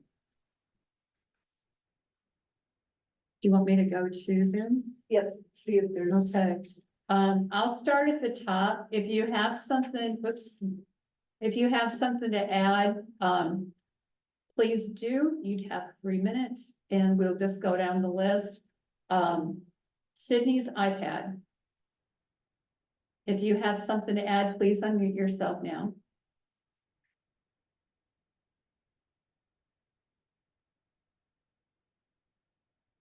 Let me go to the next. Alexis has already spoken. Okay, and so let's just spoken. Mike Steinis, do you have any comments or questions for the zoning commission?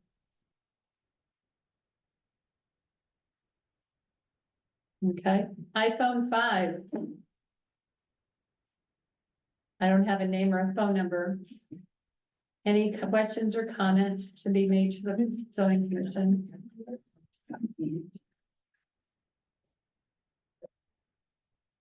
Did he already speak to? I don't think so. ARKUT, do you have any comments or concerns for the zoning commission? If so, please unmute yourself now.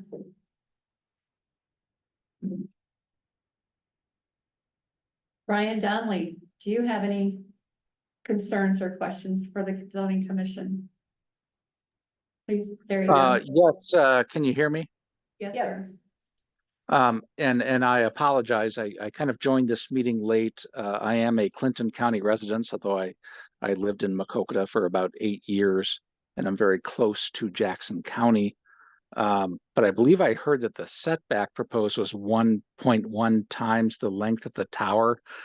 If that's the case, I guess I would encourage the zoning commission to examine Clinton County's ordinance that calls for a substantially greater setback. And I would also encourage the board to consider not only the road remediation that has been previously discussed related to the construction of the towers, but also that might be required when the cranes and trucks have to come back out to repair the towers, because that would be substantial. Thank you. Thank you, Mr. Donnelly. iPhone 6. Oh, hang on. Okay. I will get to those after I go through. I'll get to the chats, okay? But let me get through this list. So iPhone 6, any questions, concerns to address the board, please unmute yourself.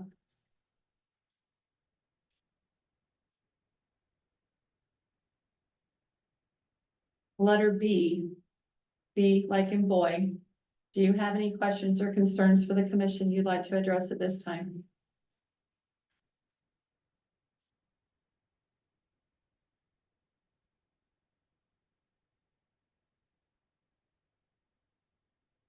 D, do you have any thing you'd like to say?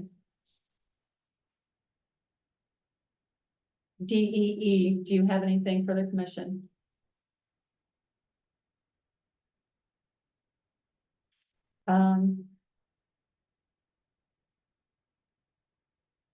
Excuse me. I was trying to read that and it popped out.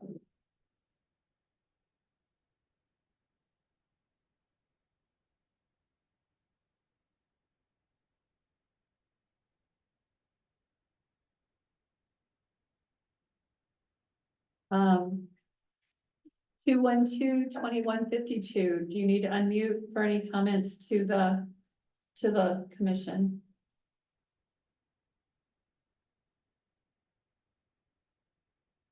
And we've already talked to 3276, is that correct? Yep. All right. And then the last one, I'm gonna try to jump up so I can see that. 212-5262. Do you have anything for the commission?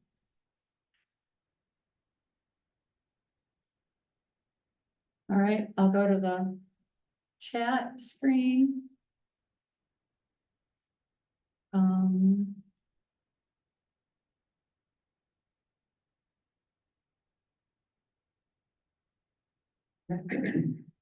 Okay, earlier there was a question about, how does Next Era employ the migratory, flight patterns? Who do they employ for the migratory flight patterns? I had responded to them earlier that, we're not that far into the process. No applications have been, for towers have been made. And then the same person, is the wind ordinance official? What is the process for appealing a rewrite of the ordinance? It has not been adopted was my response. This is still a draft. There would be public hearings before the Board of Supervisors approve an ordinance. And then the same person, thank you. So before they approve it officially, they can hear concerns, concerned citizens prior to voting. Correct. There will be more public meetings, and that would be on the supervisors then. So one thing that I will have to say, this is a draft ordinance. And according to the public law, we do not have to share this at all until it's final. But because of the discussions and things that are going on, in order to be more transparent, we did put it out on the website so that people can make comments and have suggestions. So this is something that is not required by Iowa law. Neither is allowing public comment, because we've never done that before in a zoning committee meeting, at least not while I've been here. So this is something that still is in draft. We don't have everything in it. There's been a lot of very good comments made tonight that we need to consider. And then, of course, Lori's got another huge list. Huge. Yeah. So I don't know if we'll get through everything tonight, but let's at least go through some of the things. Lori, what's on your list? Do you need to close the public comment? Oh, yeah, I do. Sorry. All right, I'm gonna close the public comment at this time. And let's go look at the,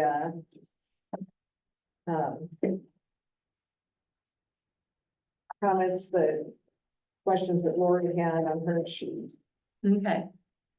So one of the things that Les Beck brought up, the man from the Center for Infrastructure and Economic Development, was battery energy storage systems. It's not part of our WEC ordinance. That is something that is next on our agenda. Finish this and, this is a first for us, and I know plenty of other counties that do have, wind energy system, conversion system ordinances, that didn't have battery storage and, ordinances in place. We do have a moratorium placed on battery storage facilities and solar. That is our next, after the wind's done, which we've also learned that there's interest in solar in our county. So that is why we stuck a moratorium on them. And the faster we finish this, we can get on with that. So I just wanted to bring that to your attention. And then let's go to page 4 of our ordinance, please. Section 3. One of the suggestions that was made was a 1 mile notification from the WIX. Okay, so we have a 1 mile notification from the tower site itself, and they're asking us to increase that notification 1 mile from the property boundary that it's on. So I don't know if that's something you guys want to consider for the notification. That's before the towers are built, when during the permitting phase through the Board of Adjustment. We talked. That would be before, and I thought,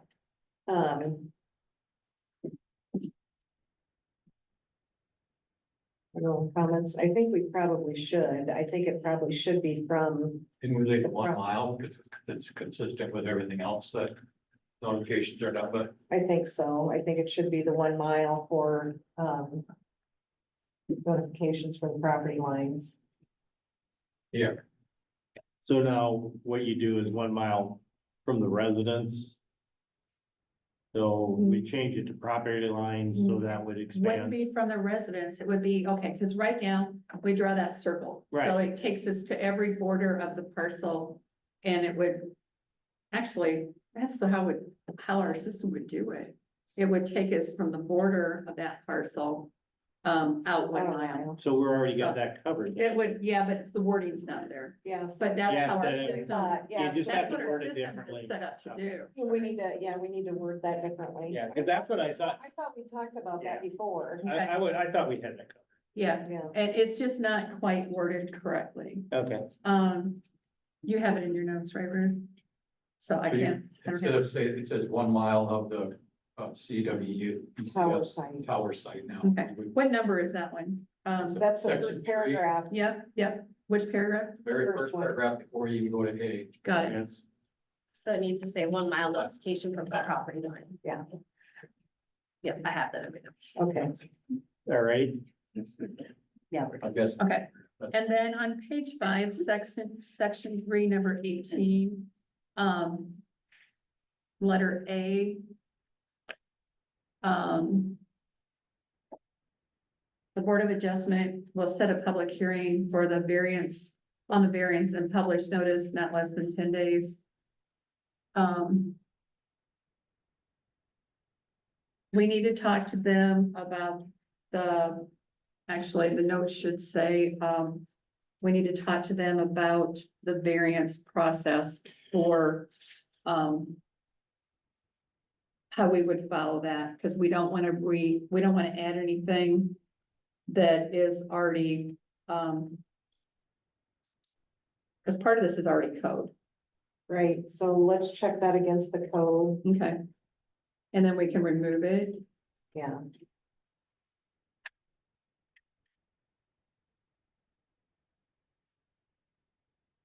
Okay.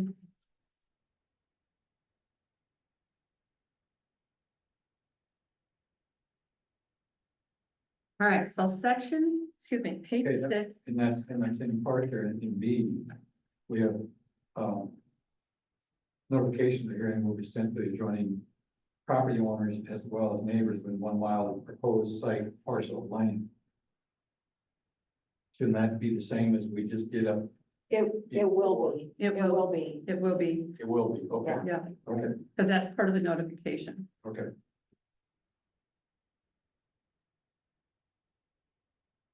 All right, so page 6, please. 4A. And then number 1, where it talks about the color and finish. It talks about blaze may be black in order to facilitate Phyllis, oh, why? Facilitate. Thank you, facilitate. I was like, I'm just tired. Facilitate de-icing. Did you guys know that some of those blades can be heated? Yeah. I didn't. Did we want to, I mean, what's your thoughts on that? Are we good with that? Also, I did some, reading on ice throw. Typically, the ice will drop straight down, and they say 600 feet is a good setback. I also kind of noticed along I-80, you know, how close those turbines are. And if there was an ice throw issue, do you think they'd be that close to I-80? And I've never heard of accidents because of ice throw from the wind turbines. So, I haven't either in that. but I didn't know if you guys wanted to, you know, what your thought was about, because we, you know, we said we can do black, or unless you want to mandate black. For the blades for, Never seen a black blade. I've seen some that have like part of the tip or part of the. Oh, Well, the edge, you mean? yeah, Yeah. just Leading black on the edge, yeah. But I just don't think we wanted wanna to, Mandate black blades, but we make black blades. okay. Yeah, and I didn't know if you wanted to mandate, maybe add different wording in there, so, just because I know there's concerns, but, Well, I think I think that's a fine line there when you start mandating Mhm. engineering aspects that we really don't have any idea of what 5 or 10 years down the line, what the standard is gonna be. yeah, yeah, Now, you might wanna word it in a way that gives us some flexibility, but just to say they gotta do it this way or you gotta do it that Yeah. way, I'm not favoring that. blades that facilitate de-icing. I think we stay away from that because that's not our, Okay, our thing. all right, so just leave that paragraph the way it is, Yeah. okay? I think so. So I think take out the, take out wind turbines shall be painted a non-reflective color, blades may be black in order to facilitate de-icing. Finishes shall be matte or non-reflective. Take out that whole paragraph, I, or no, those three. I would take those out. What I would put in at CWEX sites, the design of the buildings and related structures shall, to the extent reasonably possible, use materials, colors, textures, screening, and landscaping that will blend the CWEX to the natural setting and existing environment. I think that's all we should have in there because I think the first 2 sentences or 3 sentences kind of dictates that we're telling them what to do when we don't really know how the design of the blades are. And like Tom said, it could be 5 years down the road. It could change. Yeah, we definitely do not want non-reflective color. That we don't want painting a reflective color. This is kind of I boiler, don't think I've ever seen a No, but reflective that's, one. but we can make sure they don't.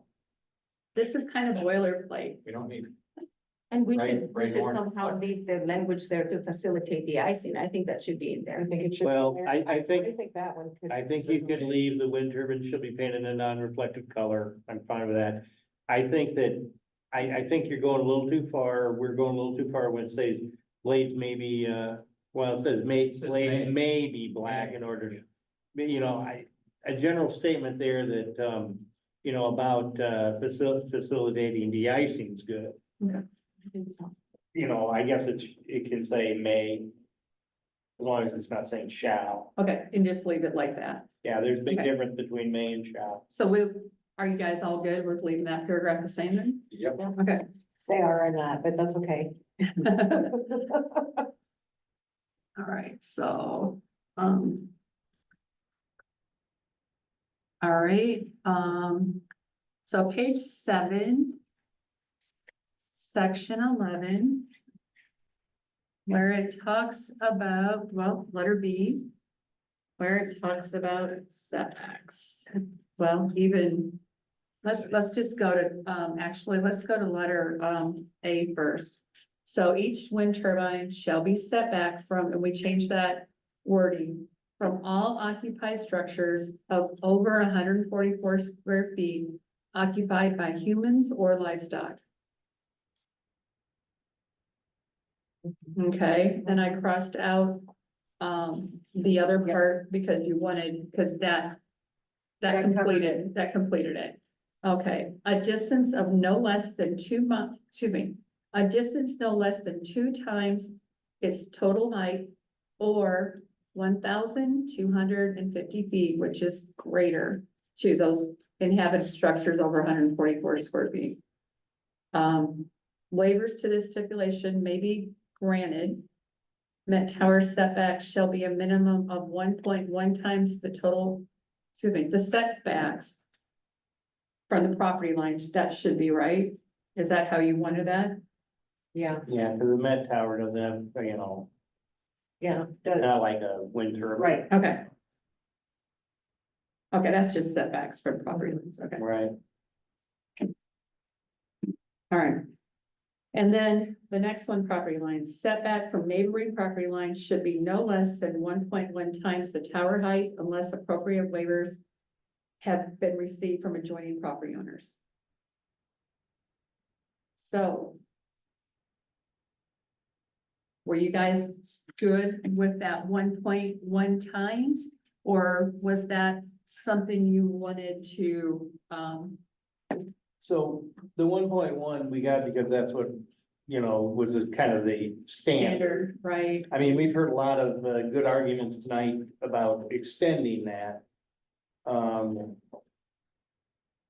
think we also talked about, I know we put the half-mile in because a lot of our other zoning ordinances, I wanted further than Yeah. half a mile. I know. For the For the notification. notifications, but for even where the setback was at, we compromised on the half a mile because the rest of our ordinance showed like 1,000-foot setback for other things.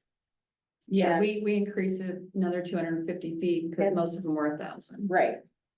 I'm inclined to make it greater than what we have here. Okay. I don't know, what does everybody else? Would you be looking at 1,500, 2,000? Half I mile? would say that, that's one thing I would definitely say, that should be increased twice that. I think it I should think be a so, too. mile. If I was, I don't want one period, anywhere near. But I think it should be a lot more than that. Okay. Cause a quarter, so a quarter miles, what, 20? No, that's a half No, mile. that half mile is a 1250, the, was about 1250 would be about 4 miles. Okay, Yeah. yeah, little shy. yeah, that's right. So, half mile is 2640. Okay.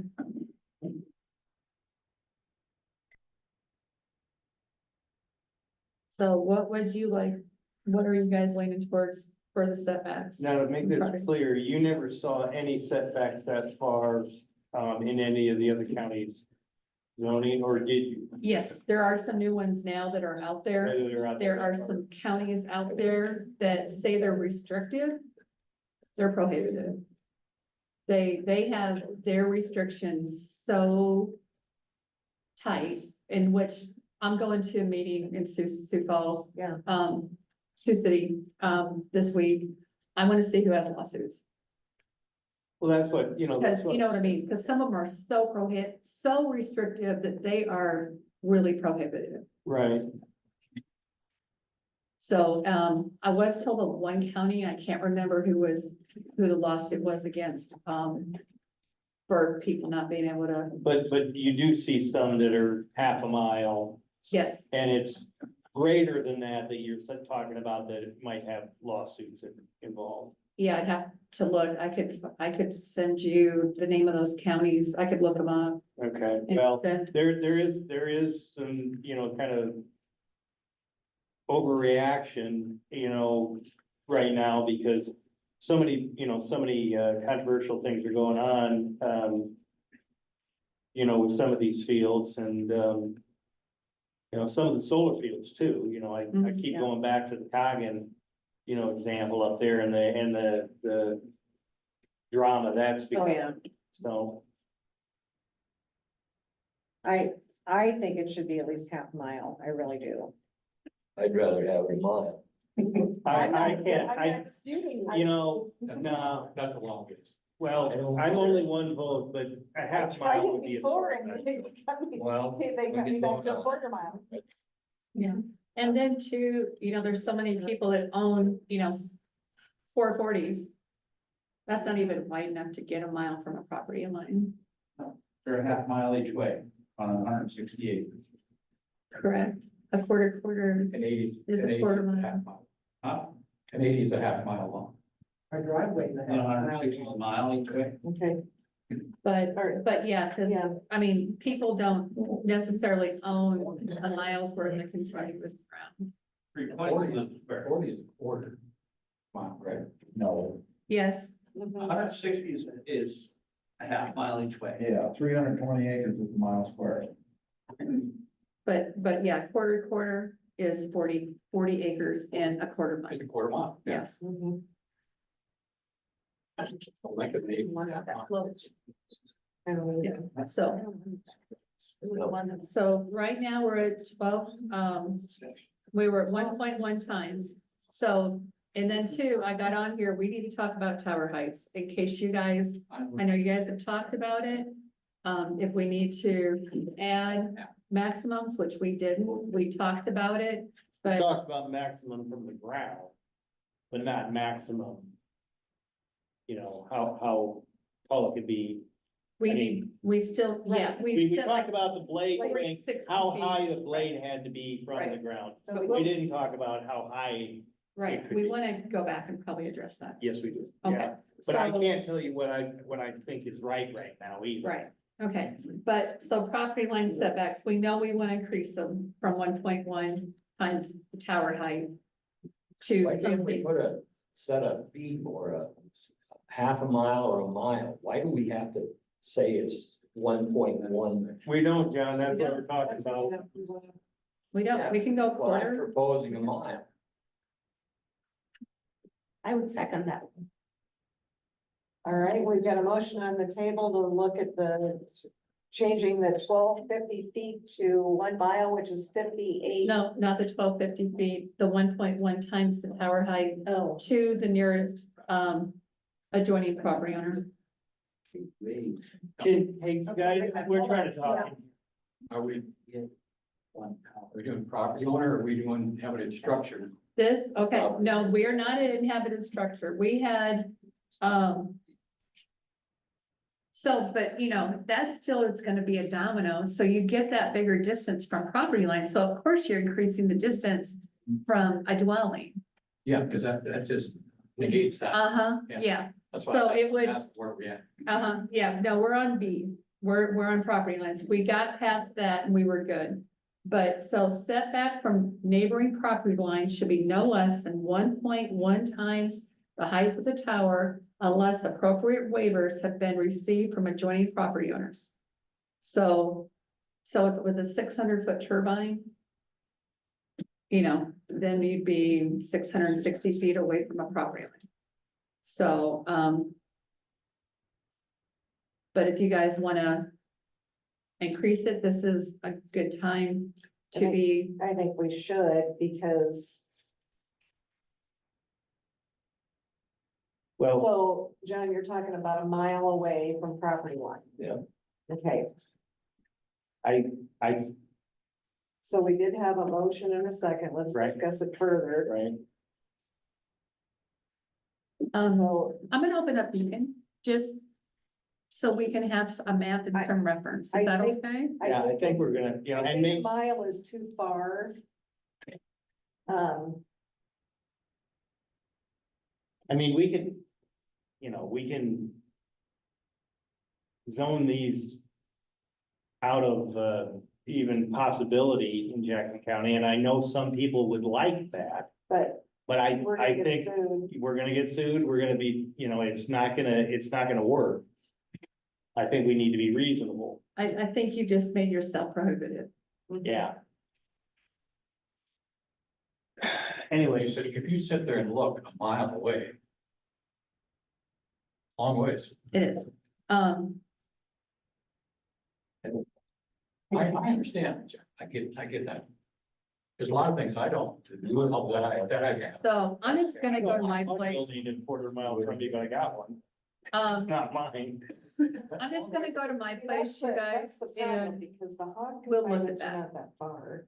Yeah, well, you know, I mean, nothing I can do, that's A1, that's, I know, you know, I that's, know. but, you know, I don't want it there, but, you know, I got a that's, hug. I live with it. Oops, where did I go? I just lost E17. Well, but even here, Lori, on the section lines, Uh-huh, you can just pull up a section.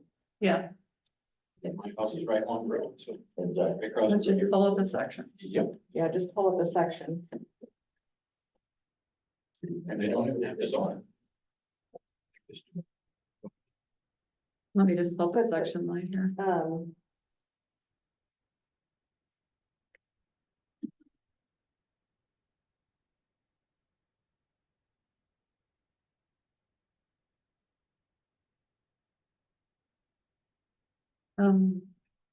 Where is my section lines? They changed this. Click I on did. There we go.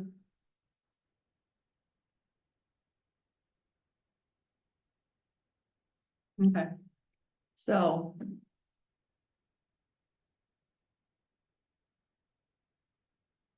Let me get to a northwest of the northwest. Okay, so.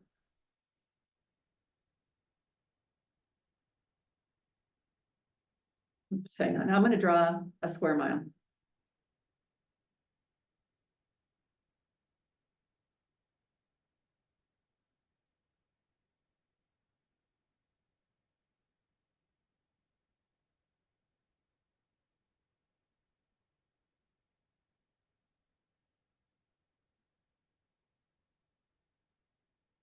So everything in red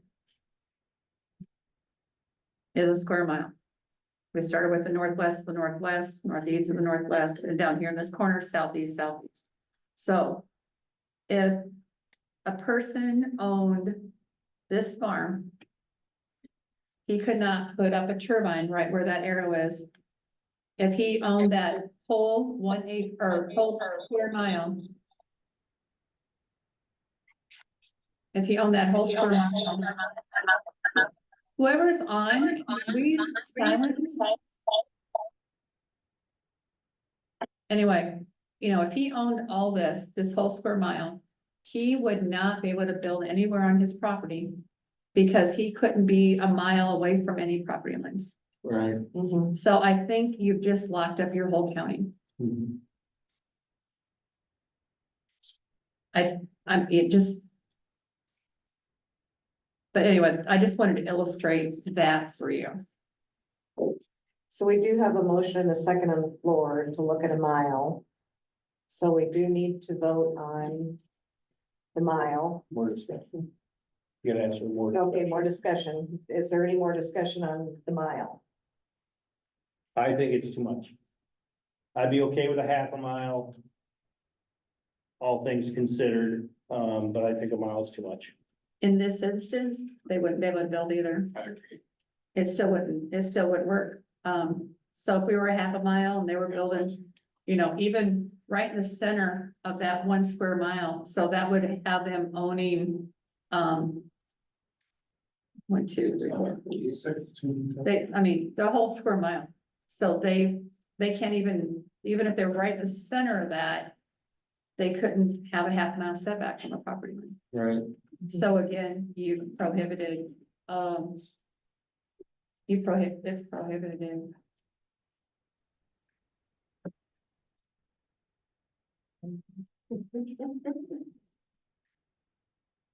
Any more discussion on it? All right, we do need to vote on it. All in favor of the mile? We're gonna have a hearing vote till we down. Well, when you pointed that out, I guess I would be willing to withdraw that. Okay, we have a draw, okay. But I was thinking of myself. Sure. I don't want. I don't disagree, Yeah. but, Okay. But unfortunately, I think if we put it like that, we're gonna end up with a lawsuit, because it'll be prohibitive on. Well, I think we're back to what. I think we're back to the quarter mile distance, Quarter mile is 1,320, 1250, 1,320. 1250. No, the quarter mile actually measures 1,320. yes, 5,000. Oh, yeah, okay, I got you, yeah. Yeah, so the 1,250 is pretty close to a quarter mile. Yeah. Is what I'm putting, yeah, I'm trying to relate. But I'm still not in favor of 1.1 of the tower height. Yeah, that's. Okay. What it says, That's 1.1 or So 1,250, whichever is greater. do we want, Not on okay, that so, wait a minute, not on that property. No, Doesn't property say line 12. says 1.1. Okay. 1.1. I apologize. so do The we one up want, above it says whichever is greater. That's for inhabited structures. so do we want to limit the height of the towers? Right now, what's the standard tower size? Well, the new ones that are coming online are tapping that 600 feet. What are the, kind of the existing ones? What are A some? lot of the existing ones are between 4 and 5.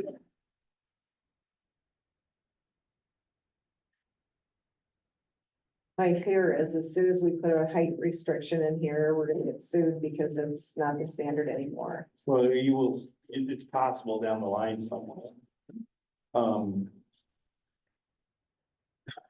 You know, there's gonna be pushback and, you know, I mean, they can keep getting them bigger and bigger, but at some point there's gonna be, you know, pushback in the industry, you know, to, you know.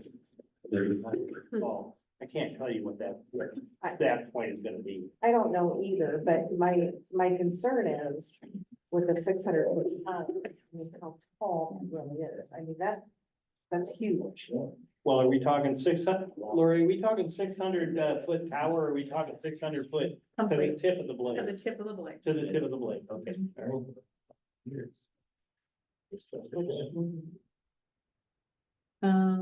You know, and you know, the industry is gonna. Right. Argue the whole efficiency of it. Oh, I know, I Yeah, know. so. Now, could this be discussed at the 5-year level if they wanted to go higher than 600 feet, It could be changed at any time. right? I still think we need to put a limit on it. Right now, I just Googled it. Wind turbines in Iowa are usually 100 meters or higher at the hub.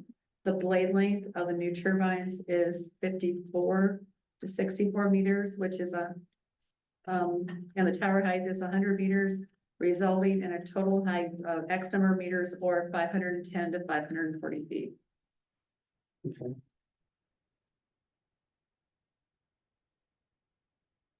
What are these ones that are proposed in Clinton County? Are they over 600 feet? I think there's capping 600.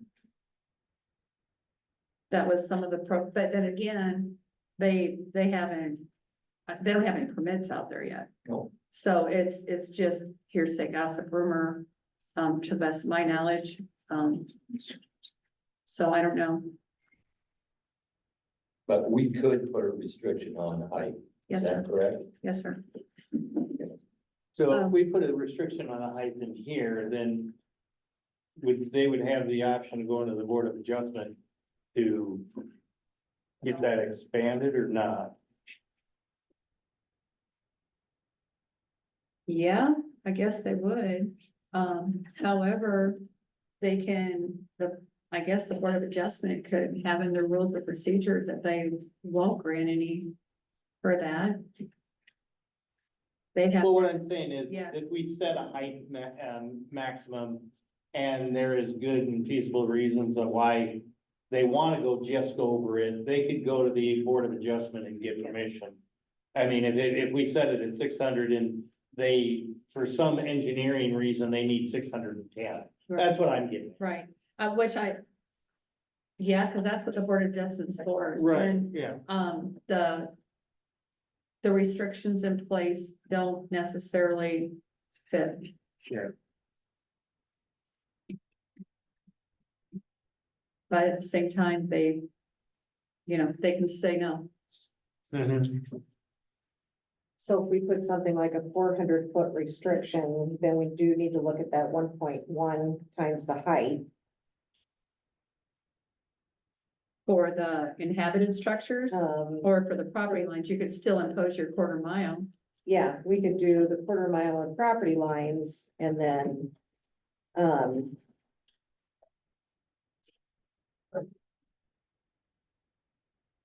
the inhabited structures, How far from the inhabited structures? Well, actually, if you change your quarter mile, or if you change it to your 1,320 feet or your quarter mile to a property line, you've also just changed the distance to your occupied structures. well, that. You back that up. Yeah, Um,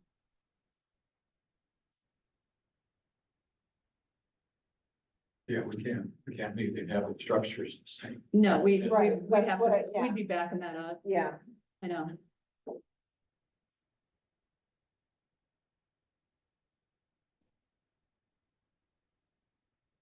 Suggestions? Well, I don't know.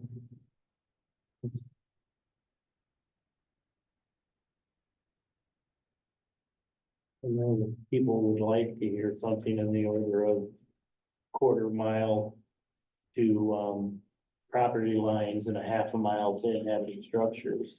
But That's an awful long way. but that's a long way, Yeah. and that's the problem that you run into is it would be very restrictive if we did. Yeah, right. So maybe just the 1/4 mile. On both of them? Is that what you're saying, Tom? Yeah, well, yes, but see, in effect. Yeah. Most people don't have, their house right on the property line, so so in essence. it'd be- You can't have your house on the property. Right, what I'm saying is. have it right on the road. Right. Well, let's go up to But the, I'm talking about, most people don't have it, right, or within, the setback, which is what, 40 feet or? no, from the side setbacks, it's only 15 Okay. in A. Alright. And I can't tell you how many people, One planted they right up buy in these. there. Like think they just gotta buy two acres and, they got a hill or something, and they're like having to get right to their minimum setbacks.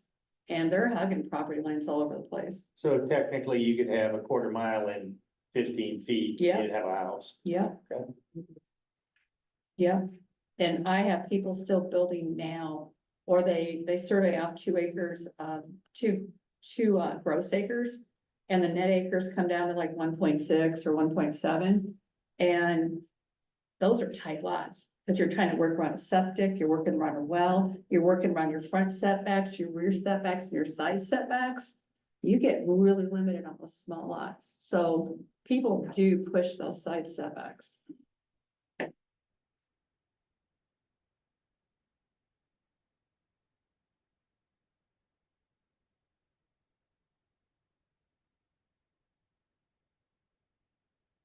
Well, we're not putting in anything in stone tonight, No, so, but it's something we need to think about. yeah, so. Cause it'll still be the next draft dated we're Yeah, gonna have for the next draft. meeting, yeah. Right, well, right now I'm leaning at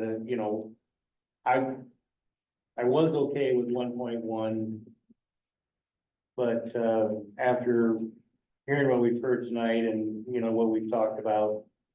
I've kind of stretched that out to a 1/4 mile. I think that, I don't wanna make it so prohibitive that, we're just locking the whole county up like we were talking about. Right.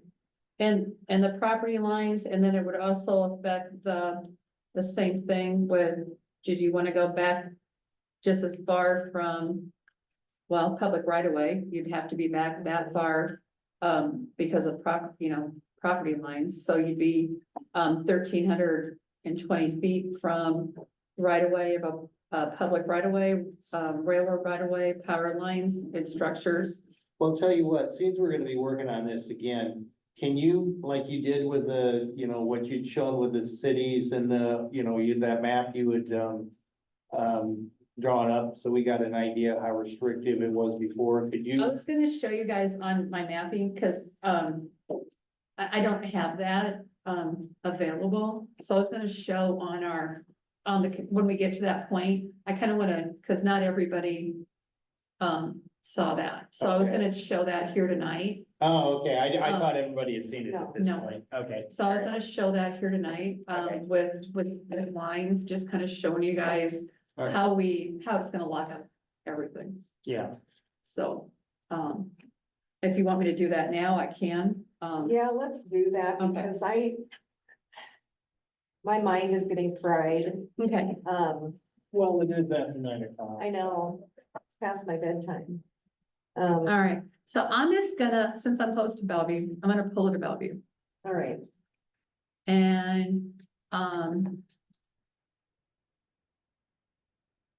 okay, I'm gonna turn on the lines, see if I can get incorporated city limits. Hang on, what color are they? Okay, so the purple lines are the incorporated city limits. They're hard to see, and I apologize. Oh, I shut them off, no wonder. So like down here, city is basically annexed to here. Right. So if you guys were to look to,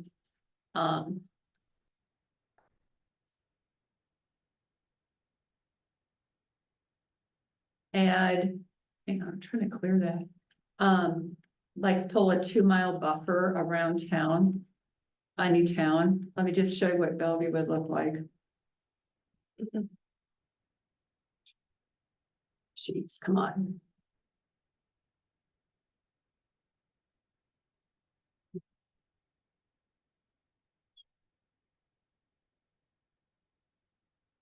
It's not.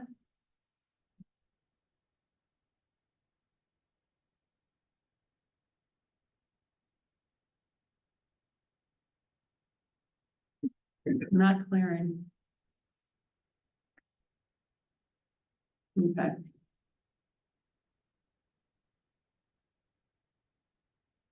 So, It's 2 mile buffer. so this goes down, here's 2 miles south of Bellevue. Now let's go to the another side of Bellevue, and then I'll zoom all the way out.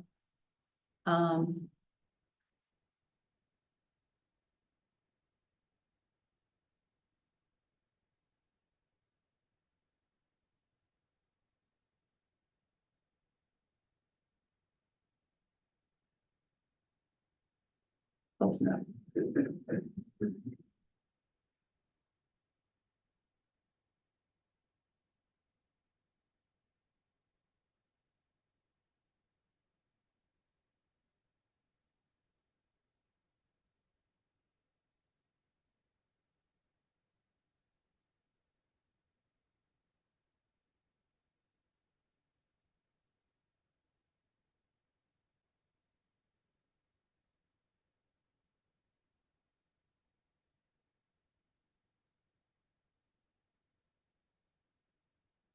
And mind you, Bellevue city limits. Ah, shoot, I clicked. Extends to here. So you would be bringing out everything. Well,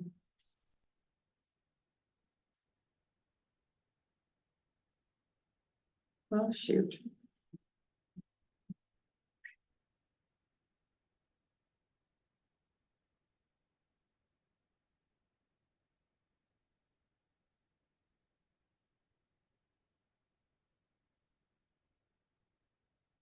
I'm just gonna zoom back out. So you can kind of get an idea, if you connected all those lines, how big of a circle we'd be, let me turn off some of this other stuff.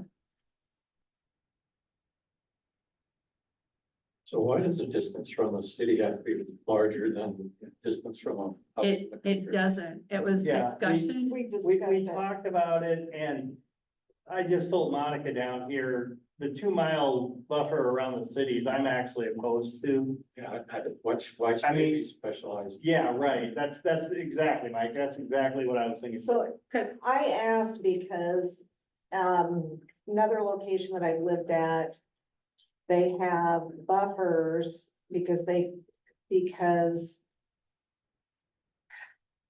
part of the city extends into another county, and both counties have agreed to like a 2-mile buffer around the county line. And so I asked Lori what it would look like with the cities if there were 2 miles around as well. And so she kind of drew something up to take a look at to see what it would do. You take out over 150 or 80. Yeah. Well, if 80 you, square yeah, miles. you know, Macokota, and then you've got, which of the cities that qualify? The the three would be, Preston, Bellevue, and Yeah. Macokota. Right, Because those are the ones where they review plats of, anything being surveyed within 2 miles of there. Yeah, and then to look at a mile around the other cities, I mean, that took out another, It took out a lot of square it miles. took out a lot of square miles. right, and then also the equity part of it, like Mike was saying, you know, I mean. It seems a little off to, you know, say, okay, well, we're gonna give them special exemption because they live in town. Right. Yeah. So, Yeah, it shouldn't have to, because they control the zoning within 2 miles anyway, right? well, This is what we Not- were kind of not, talking about. yes, no, they have approval rights, the way it's written. Yeah. Right, And it should say, I've said it wrong. Yeah, they don't control the zoning. no. yeah, But but they have approval rights. Right, so here, for example, when, I'll keep these lines up unless I do some stupid lines. So when Was it the last? Severding's new subdivision, just for an example, when that was approved here on Severding Ridge Road. This, since it was within 2 miles of us incorporated city limits, the city, this subdivision right here. The city approves that plat. They review it, they make sure that there's no issues, anything that conflicts with, you know, water, sewer. I mean, it's private subdivisions, so they have all that themselves. Any traffic issues or anything like that. So they had to sign off on this subdivision before the zoning commission, before you guys were able to approve that major subdivision.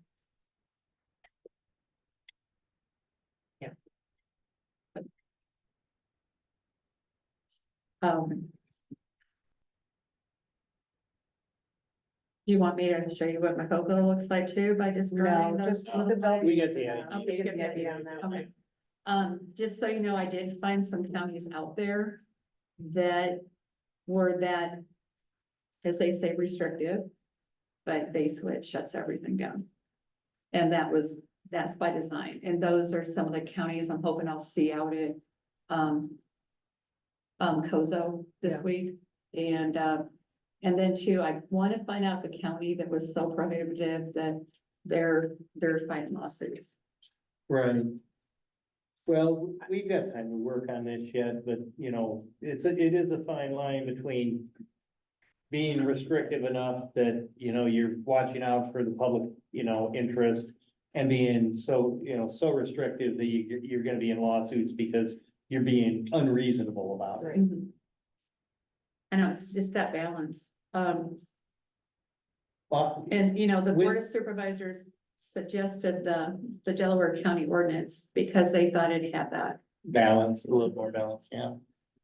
Well, But of course, we've made it more, I mean, we've added to it. yeah, It's we not- made it more Yeah. Yes, restricted. it is not, yeah, it's not as conservative as that one. Yeah. So, so we haven't decided about the setback, from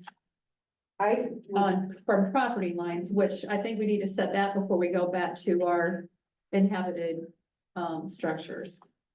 I would like to table that until next meeting. I feel like I need to think about it a little bit longer. Sure. Is what I thought, and then when you see it on the map, I'm not I mean, it was at least something worth discussing. Yeah, You know, it sounds good when you first look at it, but it just you know, doesn't work.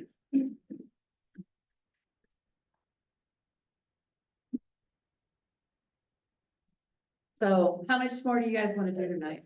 I think I've kind of had enough too on that. Okay. Yeah, I think we've done, I Yeah. think we've. Well, we covered a fourth of my list. I know, I knew we wouldn't get through it all. I mean, I knew it, And do you have anything else Me? for us?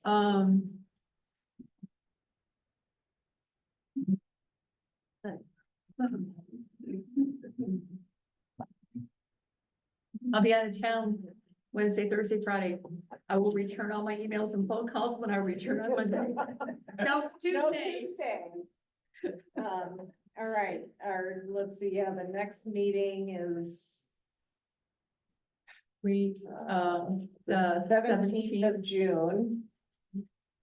Okay, summer off. Sorry, Mike. You guys haven't finished We're your not- wind ordinance yet. Yeah. We haven't had summer off in a while. Yeah. No, we Um, haven't. I already know we're gonna be looking for an extension for our moratoriums that we have in place for, Sure. battery storage and solar. And we're probably pushing this moratorium back another couple months too, because I don't Yeah. see us being done by the end of August. No, we're not gonna be done. And I know there's three of us that are not gonna be here for the September meeting. Oh. Okay. Conventions. No. They're going on vacation, Oh, I was thinking, so we're not gonna have a forum. We're going to be People drinking. with her. Yes, together? yeah, Oh, no quorum, right? no, Okay. Make sure of it. no, Okay. there's no quorum, we make sure of that. Okay. And besides, we're not. You're there to We're relax. meeting in Ireland. Oh, wow, good for you.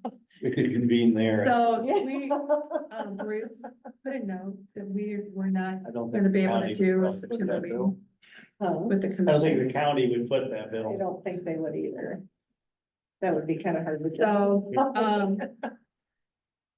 yeah, you guys, I didn't even get the recorder on what I. I knew you Okay. would.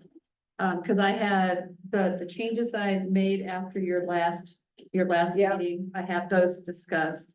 And then, yeah, a few other things here. Okay. So- Do you want, I don't know, do you want to start earlier I guess we, or can you? well, John, hmm? can you start earlier? Do you want to start like at 6:30? Okay, I just asked. And he said no. Yeah.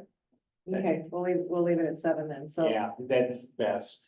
And that's, Make a motion, we don't go 2 hours in any time. that's what we're, That's what issue.